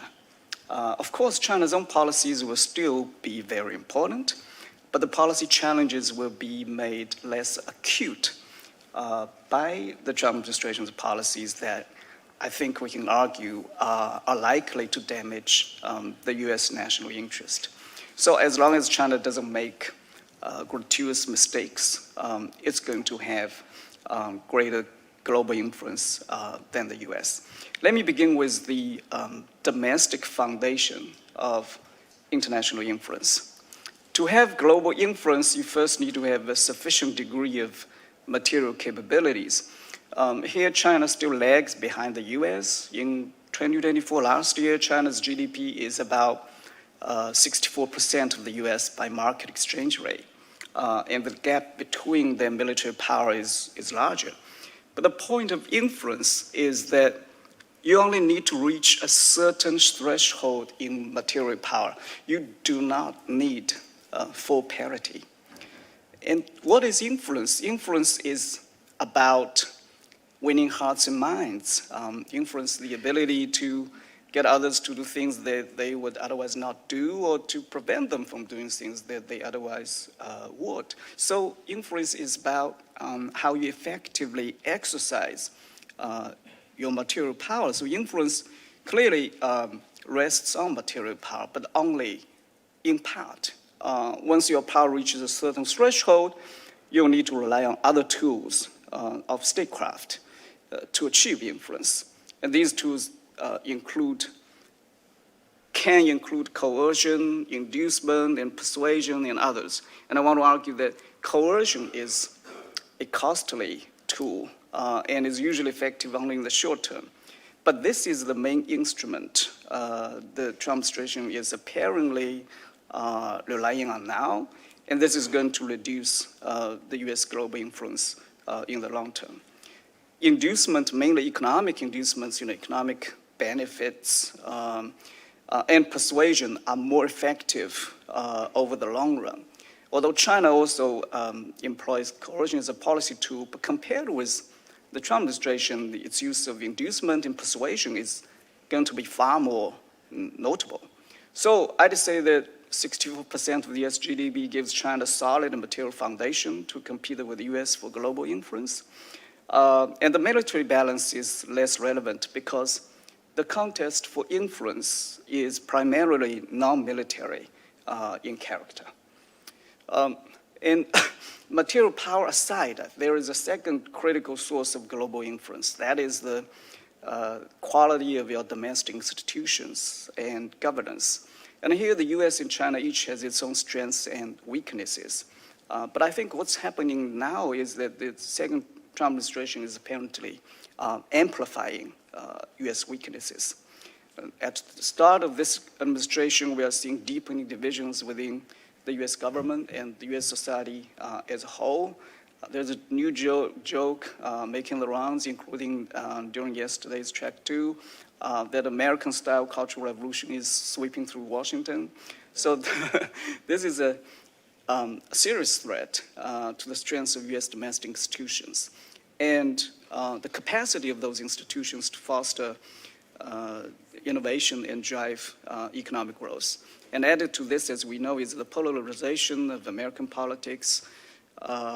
So the resilience of American democracy is in doubt. We need to remember that America has long claimed to be a beacon of democracy for the world, perhaps no longer. So the damage that the administration will do to American democracy will be considerable, and it will considerably reduce the appeal of the American model in the world. Now let me turn to foreign policy. Judging from the first 3 weeks of the administration, President Trump seems to be indulging in a kind of 19th century style imperialism. He wants to redraw the map of the world. We already heard lots of examples of that. But we are no longer in the 19th century when the world was divided into a superior West and a backward West. We're in the 21st century. And in the 21st century, this kind of imperialism will end, I think, in overreach and exhaustion. It may well mean the end of Pax Americana. And more to the point of influence, America seems to become incredibly selfish on the global stage. There's little to no conception about helping other countries and peoples in making the world a better place.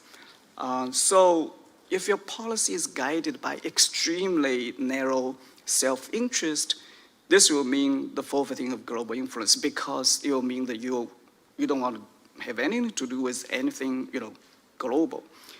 So the upshot is that the second Trump administration is likely to undermine U.S. leadership and influence globally. And China doesn't need to do much. In other words, China doesn't need to have an active strategy of influence to compete with America.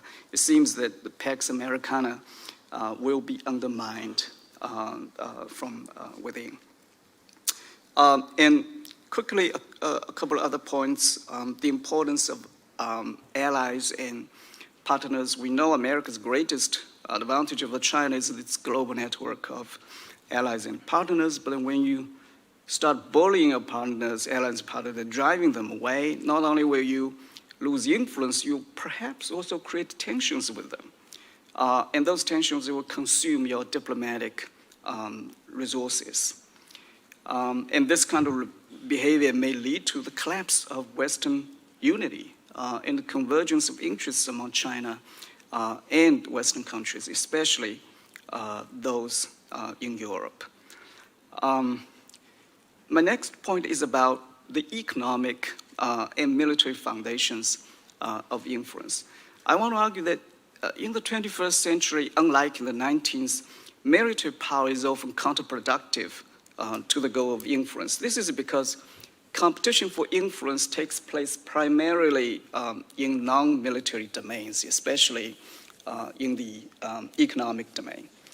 And here, China's relative military weakness is a blessing, not a curse, and its economic advantage over the U.S. is going to grow larger given the Trump administration's trade policy. So the logical conclusion here is that U.S. military primacy will not give you global influence. There is no correlation between military power and global influence. You can boast your military capabilities in Asia, and this may be useful for other purposes, but it cannot substitute for strategy or influence. I'll stop here for now. Wonderful, thank you. Okay, Dennis, you have 10 minutes to respond. Or Okay. not respond, to give your initial statement. Yes, sorry. First of all, thank you for CSIS doing this. I've been to several of these sessions over the years, and I think it's a terrific way to illuminate topics. Secondly, I'd like to say that Rick's failure in the last panel had nothing to do with his Georgetown education, but I am a little humiliated by how poorly he did. Perhaps I can do a little better. Obviously, global influence is not a monolithic concept. It involves multiple domains. So let me try and go through a few of those. First of all, the military. Geographically, the United States inescapably has an advantage over China. China has border disputes with half of its 14 neighbors, including India. Thus, China has to spend heavily on border defense. We are protected by 2 large oceans and until recently by 2 very friendly neighbors. So we have the luxury of force protection in a way China, or force projection in a way China doesn't. We have 11 carrier battle groups, 750 bases in 80 countries, 160,000 soldiers stationed in our allied and partners. Moreover, and I want to stress this, U.S. military power is not just about warfighting. It's also about humanitarian operations that are very influential around the world. I was involved in the Indonesian tsunami, and the best thing we could do was to send the Abe Lincoln Carrier Battle Group off of Indonesia. We saved tens of thousands of lives Because of American military power, we created an air bridge to Utapao base in Thailand, where we used to bomb Vietnam from. But American power militarily is much more than about just force. On the other hand, China has only 3 carriers. I wouldn't even call them carrier battle groups yet. They haven't ventured beyond the Western Pacific, and they have 1 small base in Djibouti. So I think it's safe to say in the military realm, China will not, in the next 5 years, challenge American influence. Secondly, there's been an awful lot of loose talk about the demise of the US dollar as the world's reserve currency, and that it would somehow be replaced by the UN. It's true that the share of global central bank reserves held in US dollars has dropped from about 70% to 60% since 2000. But a study by HSBC Bank found China is not the beneficiary of this change. Rather, central banks are reducing dollar holdings and increasing holdings of more currencies from small economies with strong credit ratings, such as the Australian dollar, the Canadian dollar, and South Korean won.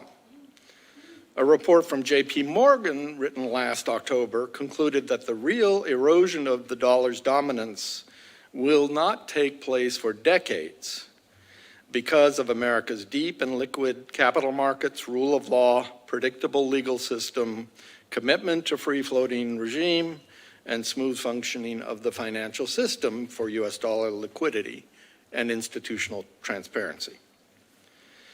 Another area where you hear that China is gaining influence is the fact that about the 70% of the world today, or 145 economies, now trade more with China than the United States. But let's look at the nature of that trade.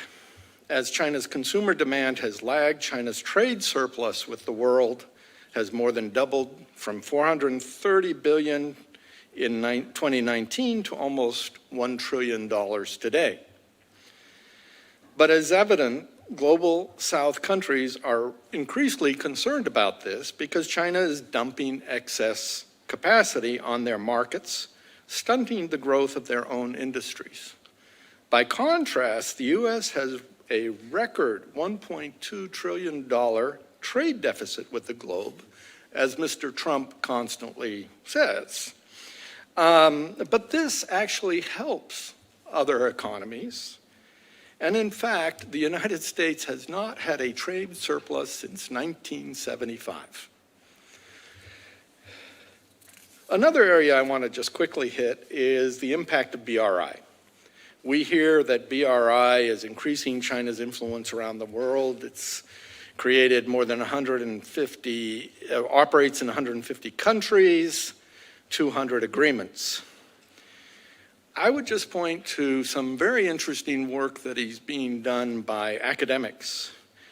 Dr. Zenoba Chan, who is actually of Georgetown now, did an in-depth study of what she calls the inducement dilemma in economic tradecraft.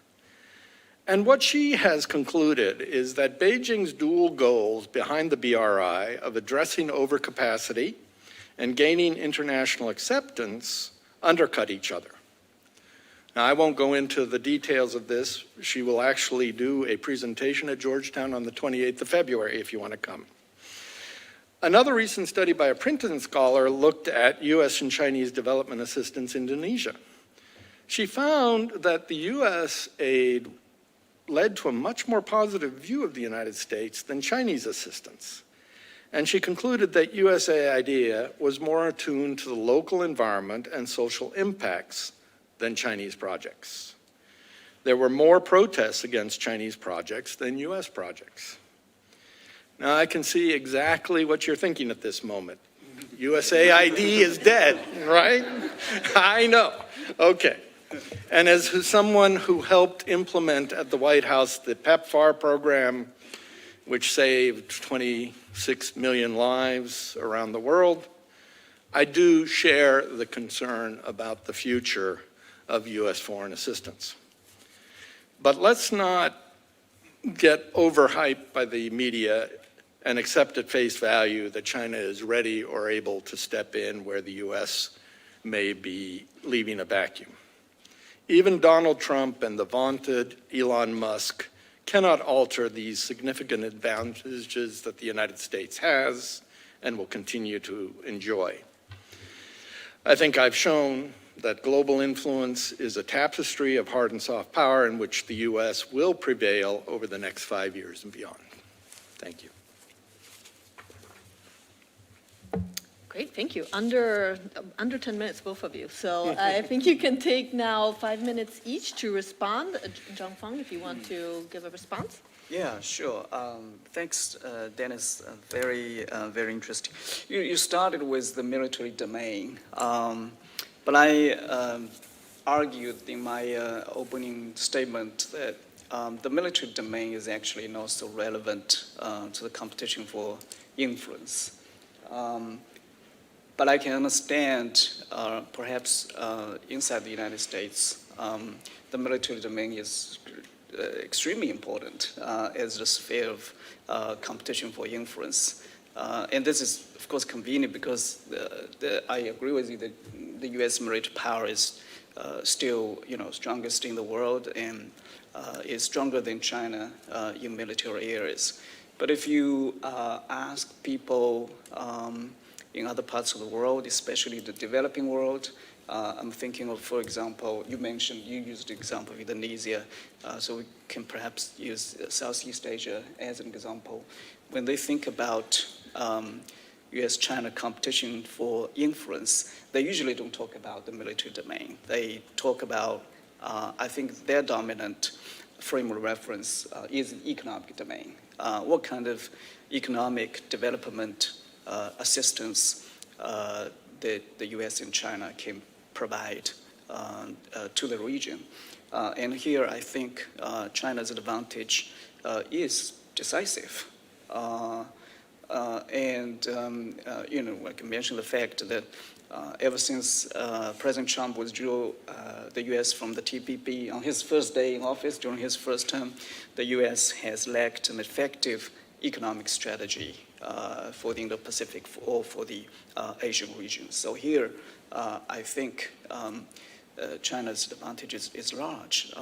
And as I said, as long as I also agree with you that the U.S. military power is not just about war fighting, it's also about humanitarian assistance, so you can do lots of military diplomacy.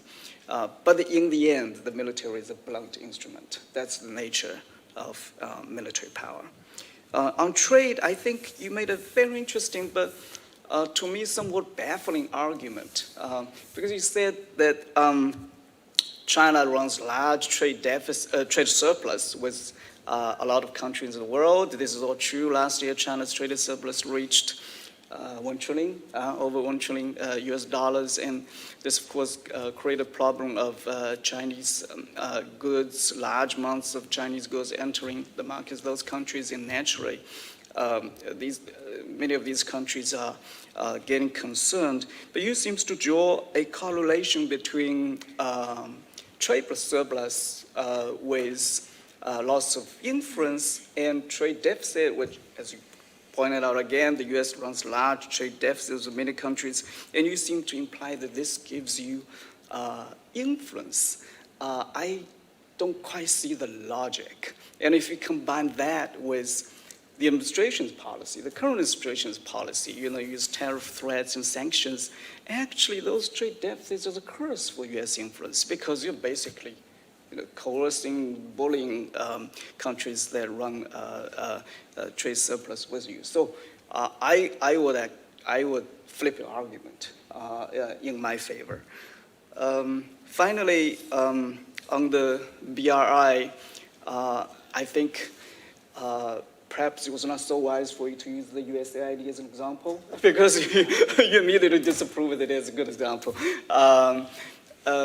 But I think we need to, on the BRI, the Belt and Road Initiative itself, we need to have a more balanced assessment of the BRI. I mean, in the scholarly community, both in the US and inside China, there is an accumulating body of research that is giving a more objective assessment of the strengths and weaknesses of many of those BRI projects. Sure, there are problems, but I think there are also, projects that have brought real development benefits to the Thai countries. Again, I would use examples in Southeast Asia, in the least developed countries in Southeast Asia, continental Southeast Asia countries like Laos, for example. Read news stories about the high-speed rail built between China and Laos. A lot of people in Laos, they genuinely appreciate the economic opportunity this kind of infrastructure developments will be able to bring to the country. So I would not consider BRI as a decisive argument against the rising Chinese influence. Dennis? There's no question that military power is a dual-edged sword. You have the hegemonic dangers of U.S. power, and certainly we have been accused by countries like Iran of being a bully in that sphere. But let's take a look at the situation in Gaza. What kept this from becoming a Middle East war of huge dimensions? I would argue it was that we placed American military power in the area. We defended the area from dangers of a much larger war. And we provided what is essentially a free good to the countries of the region. I think if you ask Saudis to honestly answer the question, they would tell you how grateful they were that the United States intervened and made clear to Iran and others that this would not become a regional conflict. And so I think we provide this free good of American military power all over the world. And we intervene where necessary to try and keep the peace. So I do not see this as a negative for the United States. It can be. But if you look at American military power on the Korean Peninsula, it has kept the peace. And tremendous influence with the South Korean people and others within the region. We have kept the peace in the Taiwan Strait. And the influence we have with the Taiwan people is, of course, great. In terms of the trade surpluses and deficits, I must say I actually got this idea from a Chinese academic in Hong Kong on another debate stage where he made the case that China running these surpluses does not help its image around the world, that it looks exploitive of other countries. And of course, recently, the Chinese overcapacity issue has become even greater. For example, in the development of EVs, while China clearly has a huge ability to send EVs abroad and people are buying them, what does that do to local manufacture in India or Indonesia or these other countries and developing of their own manufacturing capabilities? I would argue it strangles them in the grave. So I think that this overcapacity problem of China's, which is increasing, not decreasing, is indeed a problem for Chinese positive influence around the world. I'll stop there. Thank you. Okay, well, let's move to questions. I have at least one question from online, which I could start with while people here in the room start thinking. Stephen Schinkel at the Naval War College asks, when talking about the PRC U.S. global influence in the future, what are your thoughts on this in international organizations such as the WTO, UN, and regional organizations, and how this influence will be important to shaping the international order?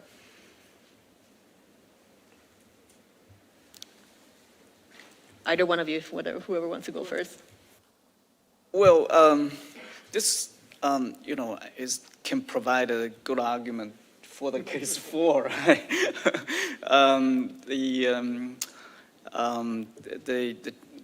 This new administration has again withdrawn from a range of international organizations, including the WTO, Paris Agreement, United Nations Human Rights Council, and so on. So again, I think this is a self-forwarding of American influence in global governance institutions. I would say you will definitely to the benefit of China, although I think China, probably would not need to kind of aggressively fill the shoes of the U.S. because China's influence in global governance institutions is already very big. I think over the past decade, China has adopted a conscious strategy to increase its influence in global governance, especially in international institutions. The UN is China is an extremely strong supporter of the UN and it's invested a lot in showing up the UN system. But apart from the UN, China has also devoted a lot of efforts to institution building, including the BRICS. Existing institutions such as BRICS and the Shanghai Cooperation Organization, but also in creating new institutions, the most famous of which is perhaps the AIIB, the Asia Infrastructure Investment Bank. So those institutions are part of a very important pillar of global governance. And what the Trump administration is doing is to forfeit U.S. responsibilities. China, I think, takes very seriously its role in the institutional structure of global governance. Well, there's a reason I stayed away from this topic in my argumentation. I concede this point. I think that the current American attitude toward international organizations, I do not understand the logic, to be honest with you, of the Trump administration. I do not understand why Trump has so much difficulty with the concept of the international community and working together. I do understand his feeling that the United States has contributed far more than its fair share to some of these organizations, but I think there was reason for that. I think we wanted to promote these organizations. Indeed, the United Nations, we certainly were very eager to found the United Nations, the WTO, the World Bank, and other things. So I think this is an area where China's influence will grow. I concede the point on this particular area that, in my view, the United States is making a mistake.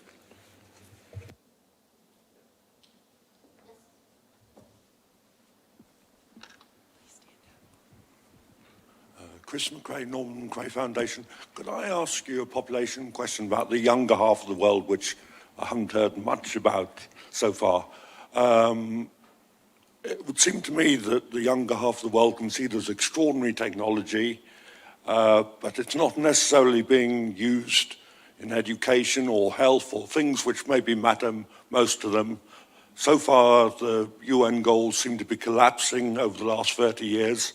So how does influence and, the younger half of the world's needs connect with your argument, if at all?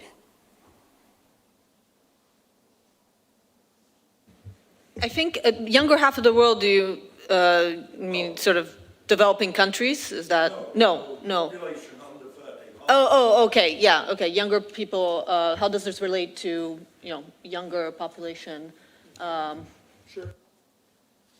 I wasn't sure I wanted to go here, but in the terms of soft power, one of the interesting things among younger populations is how, for example, Taylor Swift is so popular among young people all over the world. I think this is an element of American soft power that we often forget, that our movies, our music, these areas really do affect young people globally and give a more positive image of the United States than sometimes the US government can. This is passive influence. This is not design. Taylor Swift is not being sent out by the United States government. Maybe we should be, but we're not. So I do think that there are these elements. I mean, another country, frankly, who I think has done very well in this regard is South Korea. South Korean movies, South Korean dramas, South Korean music.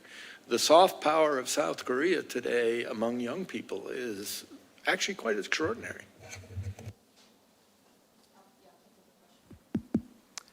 Thank you so much for your presentation. My name is Nayan. I'm from Voice of America. I cover US-China relations and Chinese foreign policy, especially in the Asia-Pacific region.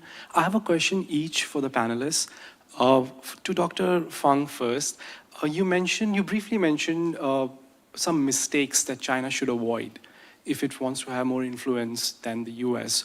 What exactly did you mean by that? Do you mean foreign policy, something in the Taiwan Strait or in the South China Sea, or some domestic issues? And to Mr. Wilder, there's a sense at least in the developing nation, I don't want to use the word global south, it's just another word for third world. There is a sense that the US still has a colonial hangover.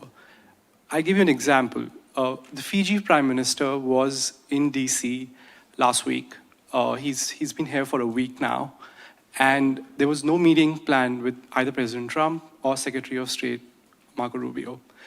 As against when he went to China, he had a meeting with President Xi as well as the Premier. Do you think there's a need for a change in attitude when the US deals with developing nations in Latin America or in Asia or Africa? Thank you.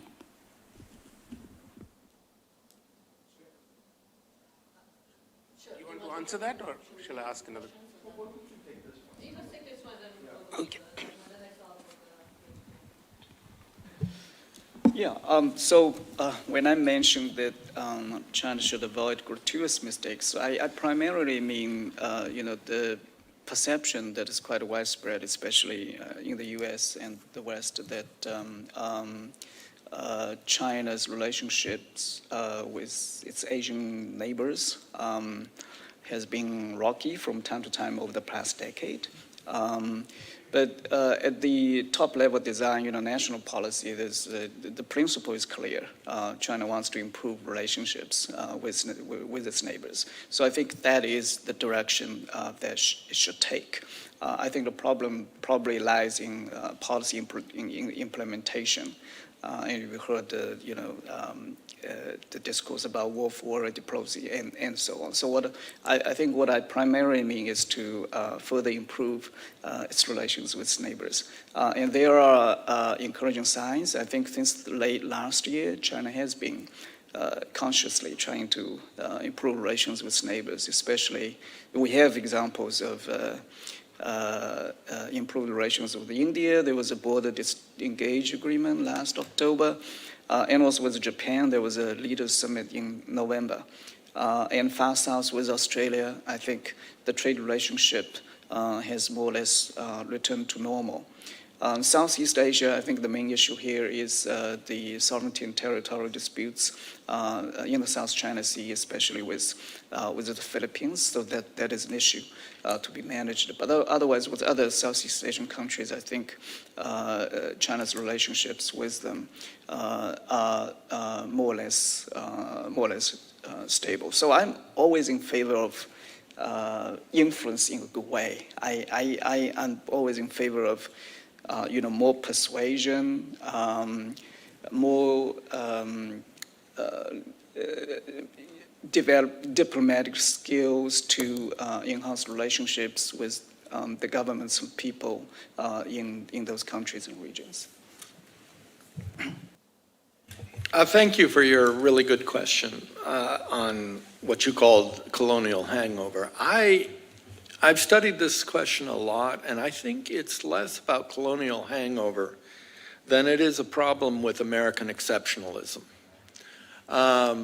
We see ourselves as the city on the hill, the best democracy ever, the greatest economy. I mean, We have all these images of ourselves, and it can lead to this kind of hubris that countries should just automatically think we're wonderful. And why don't they?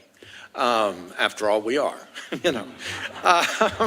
So I think this is a very real American problem. When you are the great superpower, you can become pretty enamored of yourself. And little countries like, was it Fiji? I can't remember. Yeah, Fiji, you know, a little spot on the earth doesn't necessarily deserve our attention. So I think we always, in the United States, this is something we have to look out for, and it is hard to resolve because it is in our DNA to believe in ourselves in a very big way.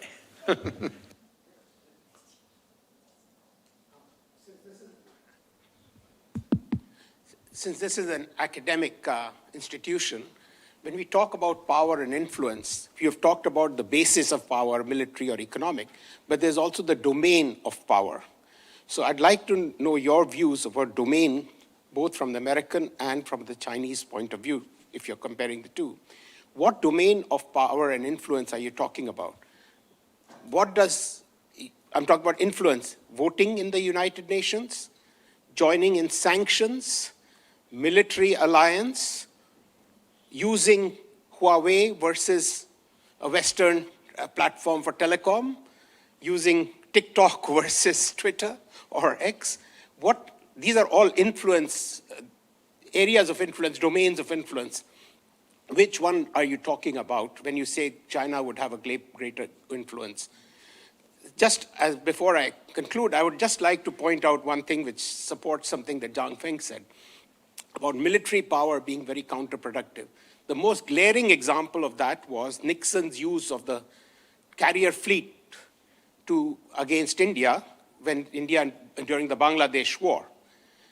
It didn't stop India from blockading the ports of Pakistan and carrying out its operation, and it lost. India became very much anti-US as far as foreign policy for 30 years, just because they tried to use military influence for something, for a domestic or a regional dispute.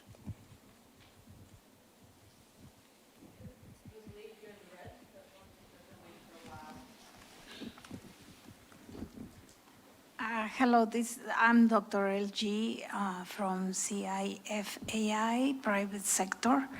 My question is, what is the influence between the US and China in terms of scientific and technical advances, especially now in the era of AI and quantum computing?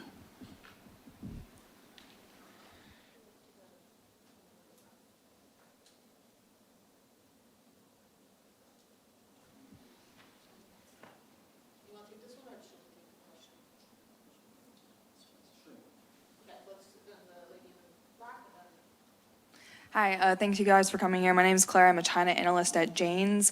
One thing that you mentioned, Mr. Zhang, that I thought was interesting was that economic influence is like one of the detractors of, having good positive influence around the world. But there's also like a negative side to that. It's like a double-edged sword. One thing I noticed on a personal trip, I went to Pakistan and Afghanistan in October of last year. And one thing I noticed when we were driving up on the north is that there were grave signs of US-PAC friendship with like X's over it.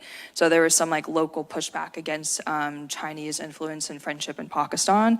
And when I was talking with some of the locals in both Pakistan and Afghanistan, I felt a majority negative over positive of that. So I was wondering if you could speak to the negative side effects of economic influence in a country. And then for Dennis, a question on, under the Trump administration, do you think that the United States would support a competitive option to the BRI that is backed by the United States? Thank you.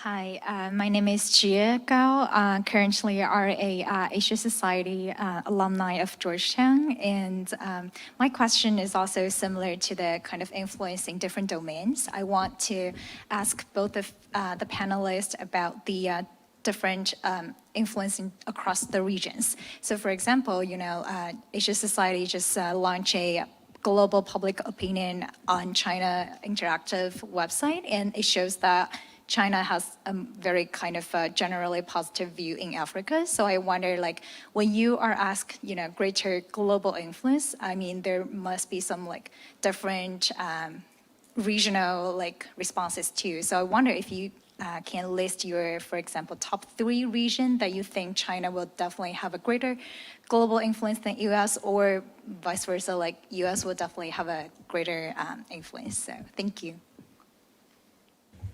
Also CSIS intern alumni, let's not to forget. You have plenty of questions to take on. Dennis, do you want to go first? Sure. On the question of scientific influence, I think we forget that China has been sending hundreds of thousands of their students to American universities to learn science and technology. Currently, we have still over 260,000 Chinese students a year at American universities. At my own university, with only 20,000 students, we have 1,000 Chinese students on campus. I guarantee you they're not doing political science. So we are continuing to train the world's scientists and people in STEM in the United States, and we still have far and away the top universities in science and technology. There's just no question about that. So our influence in this area is still extremely strong. I don't see people rushing to China to study at Chinese universities in the sciences and technologies in the way that they do come to America and to Canada and to the UK and other Western countries. In terms of this question of regional influence, I think it's a great question, and it's clear we are losing the influence battle in Africa. I don't think there's any question that the United States, our failure to take seriously our need to help with food security, with the debt problems of Africa, has tarnished our image in many African countries. I think that's where we really suffer. I think it's much more mixed in South America. I think in Southeast Asia, frankly, we are actually in a good position. I mean, Cambodia and Laos, yes, but most of Southeast Asia, we continue to be a partner of choice. We have just opened a campus in Jakarta of Georgetown University to train the foreign service of the Indonesians. I think that's a sign of where Indonesia stands. So I think it varies around the world. Well, I think these are very good set of questions. It brings up the whole conceptual question about power and influence. I think apart from the basic definition of influence, which I would give as the ability to get others to do what you would want them, they would otherwise not do, and prevent them from doing something that they otherwise would. We should also, as you pointed out, differentiate among the domains of influence and also the regions of influence. So in terms of domains, I would still rank China as in a pretty favorable position, especially in the domains of global economic influence and global institutional influence. The institutional influence is connected with global governance issues. And these domains of influence are also related to the regions of influence. And I fully agree with Dennis that in Africa, for example, China has a lot more influence than America. And this influence rests really on economic power, I think. And Dennis pointed out Southeast Asia is an interesting region because the competition between the two countries seems particularly intense, right? I think China holds kind of the upper hand again in economic, because I think I mentioned China's economic advantage so many times because that really is where China's key leverage lies. We talk about military power and how China lags behind the U.S. military power in significant ways. But economic advantage is a different story, especially in Asia. China is Asia's resident power. It has accumulated economic advantages over many decades, and now it's also building strategic cloud. So the story in Southeast Asia is still unfolding. But I would say probably the U.S. shouldn't be overestimating U.S. strategic influence. In a country like Vietnam, for example, Vietnam is calling the U.S. for sure, but also considers China as very important because Vietnam is after one-party state. And regime survival, political stability, China is going to be a lot more helpful to Hanoi than the U.S. can ever be. And another region that we haven't touched upon, but I think is also a good example of China's rising influence, is Central Asia. The U.S. has been rapidly losing influence in Central Asia ever since, well, actually, predate the withdrawal from Afghanistan, but after the U.S. withdrew from Afghanistan, I think it practically at the moment it doesn't have much influence. The Middle East, again, is a very interesting story. Of course, if we're talking about strategic military relations, of course, U.S. military hegemony, as Dennis mentioned, the U.S. military power keeping the region stable, although this raises the question of why the region was unstable in the first place. But China's economic power and the technical assistance that China is able to provide to a whole range, a wide array of Middle Eastern countries, these cannot, I don't think the U.S. can match the scale of Chinese influence in those domains. So I think you raise a really excellent question. We need to be clear about the domain of influence, region of influence, and also the tools of influence. I think we have time for one more question if anybody feels so inclined. I think maybe there's, I think there was someone over here. Yeah, I think there's somebody over there maybe. Yeah, and then Bonnie. Hi, hello, and thank you for both speakers. I'm Peter, an intern of the CSIS China Power Project. And the question I have for you surrounds the information order, which is another domain of global influence. And this is really disseminated from various sources, including our friends from the media today, social media networks, and increasingly from the responses we get from AI queries. And so on that note, my question to both of you is, China is really striving to tell its own narrative. In other words, 讲好中国故事. So by 2030, who will be better able to do that, the United States or China? Thank you.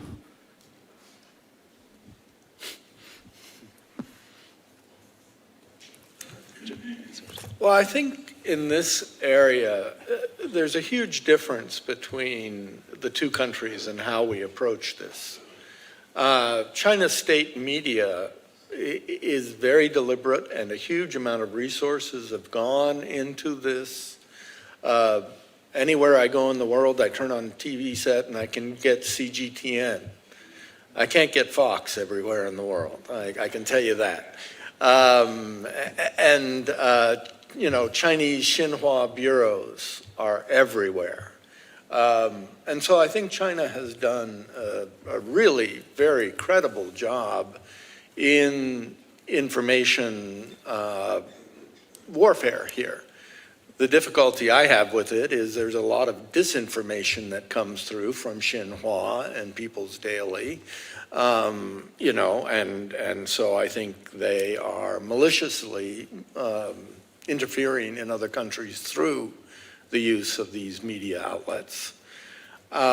America, we have not put our priority on this kind of thing.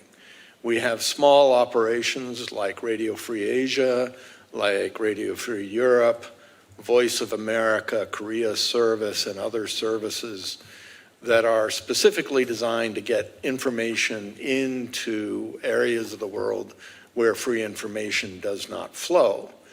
But we rely on the global media. We rely on the news services like AP and others to get the message out.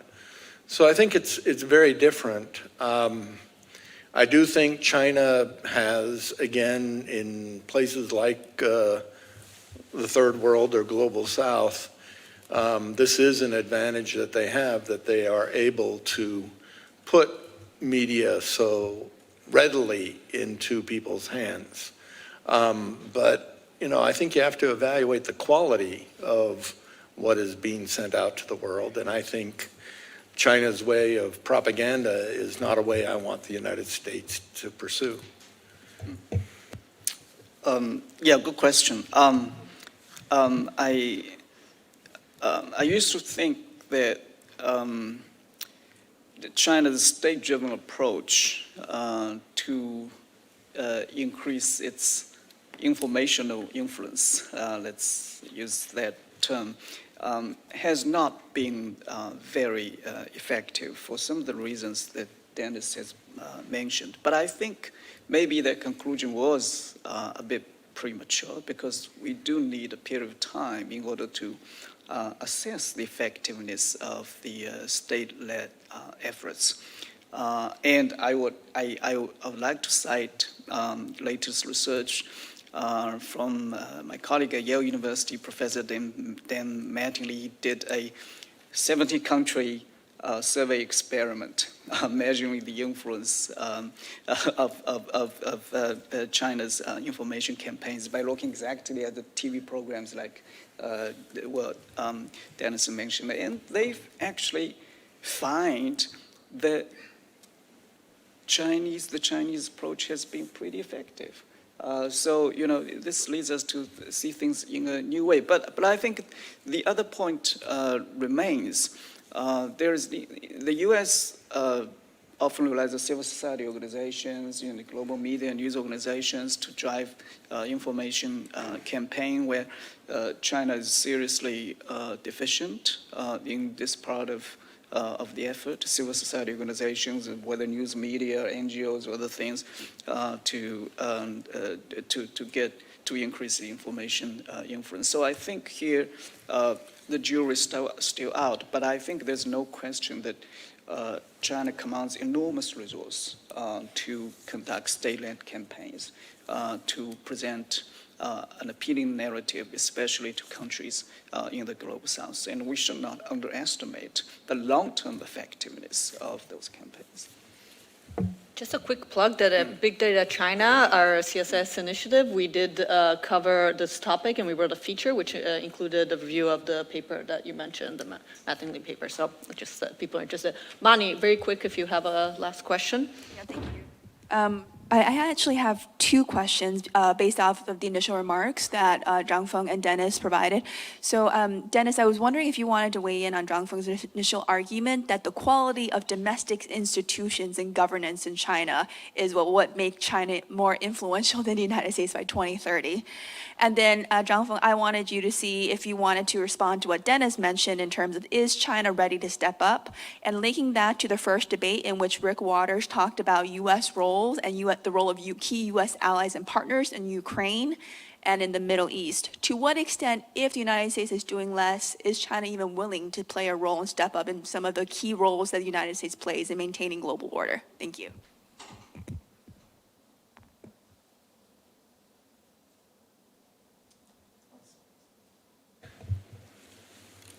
I do recognize the fact that China has taken great advantage of what they call the chaos of American democracy to indicate to other countries who they believe they can influence that the Chinese model is better, that it is stable, that it is harmonious, that the citizenry feels safer in Chinese cities than in American cities, and all of these things.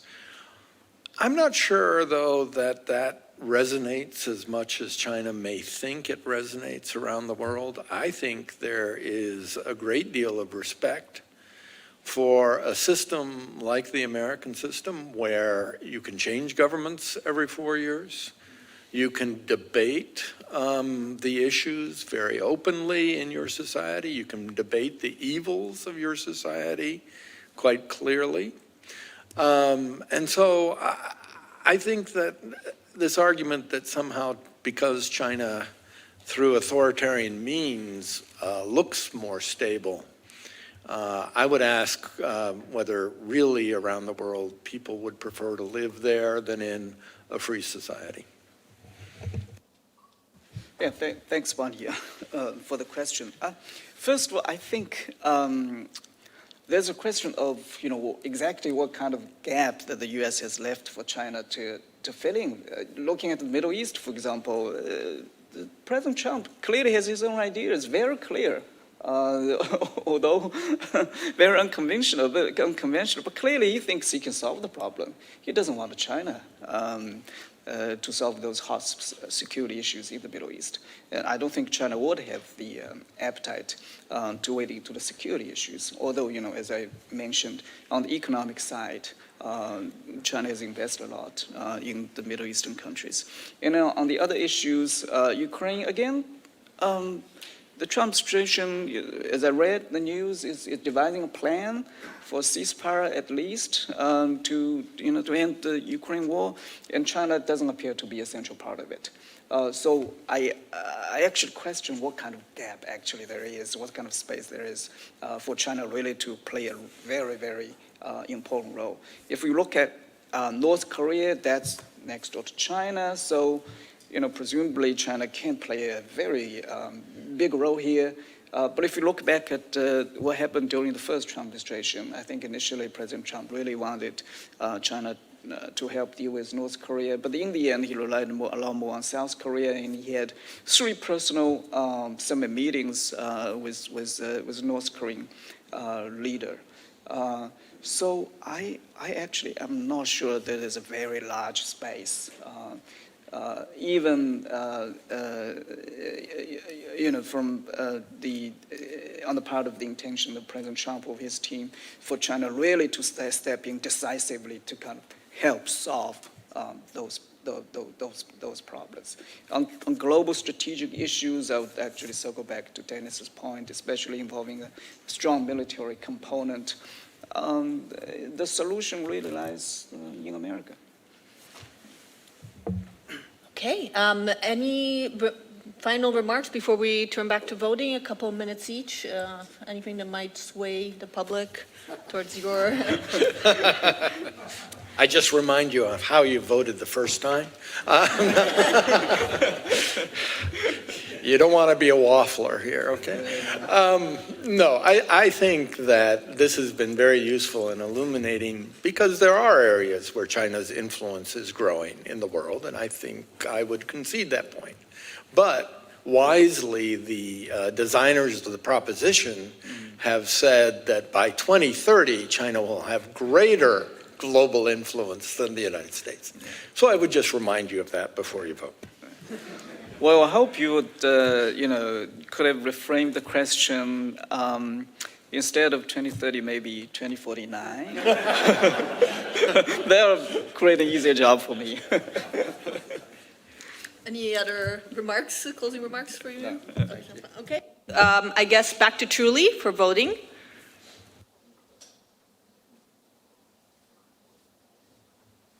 So just a reminder, polling is now live. You can either use the shortened URL code on the left-hand side or the QR code on the right-hand side.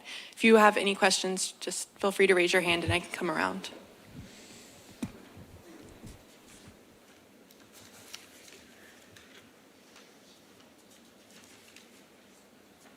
It's not looking great for you, John Fung.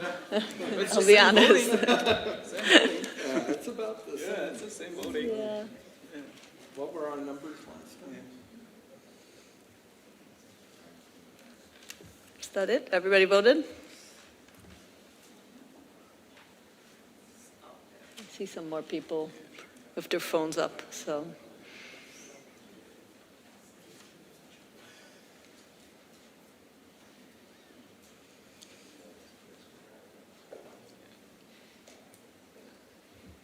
would be a revolution if we voted otherwise, right? Certainly in Washington, D.C., that Yeah. would be. Yeah, the audience was skewed, I think. Great, okay. This is the final count, so 64% to 36%. We may have had a little bit slight shift. I can't remember exactly the numbers.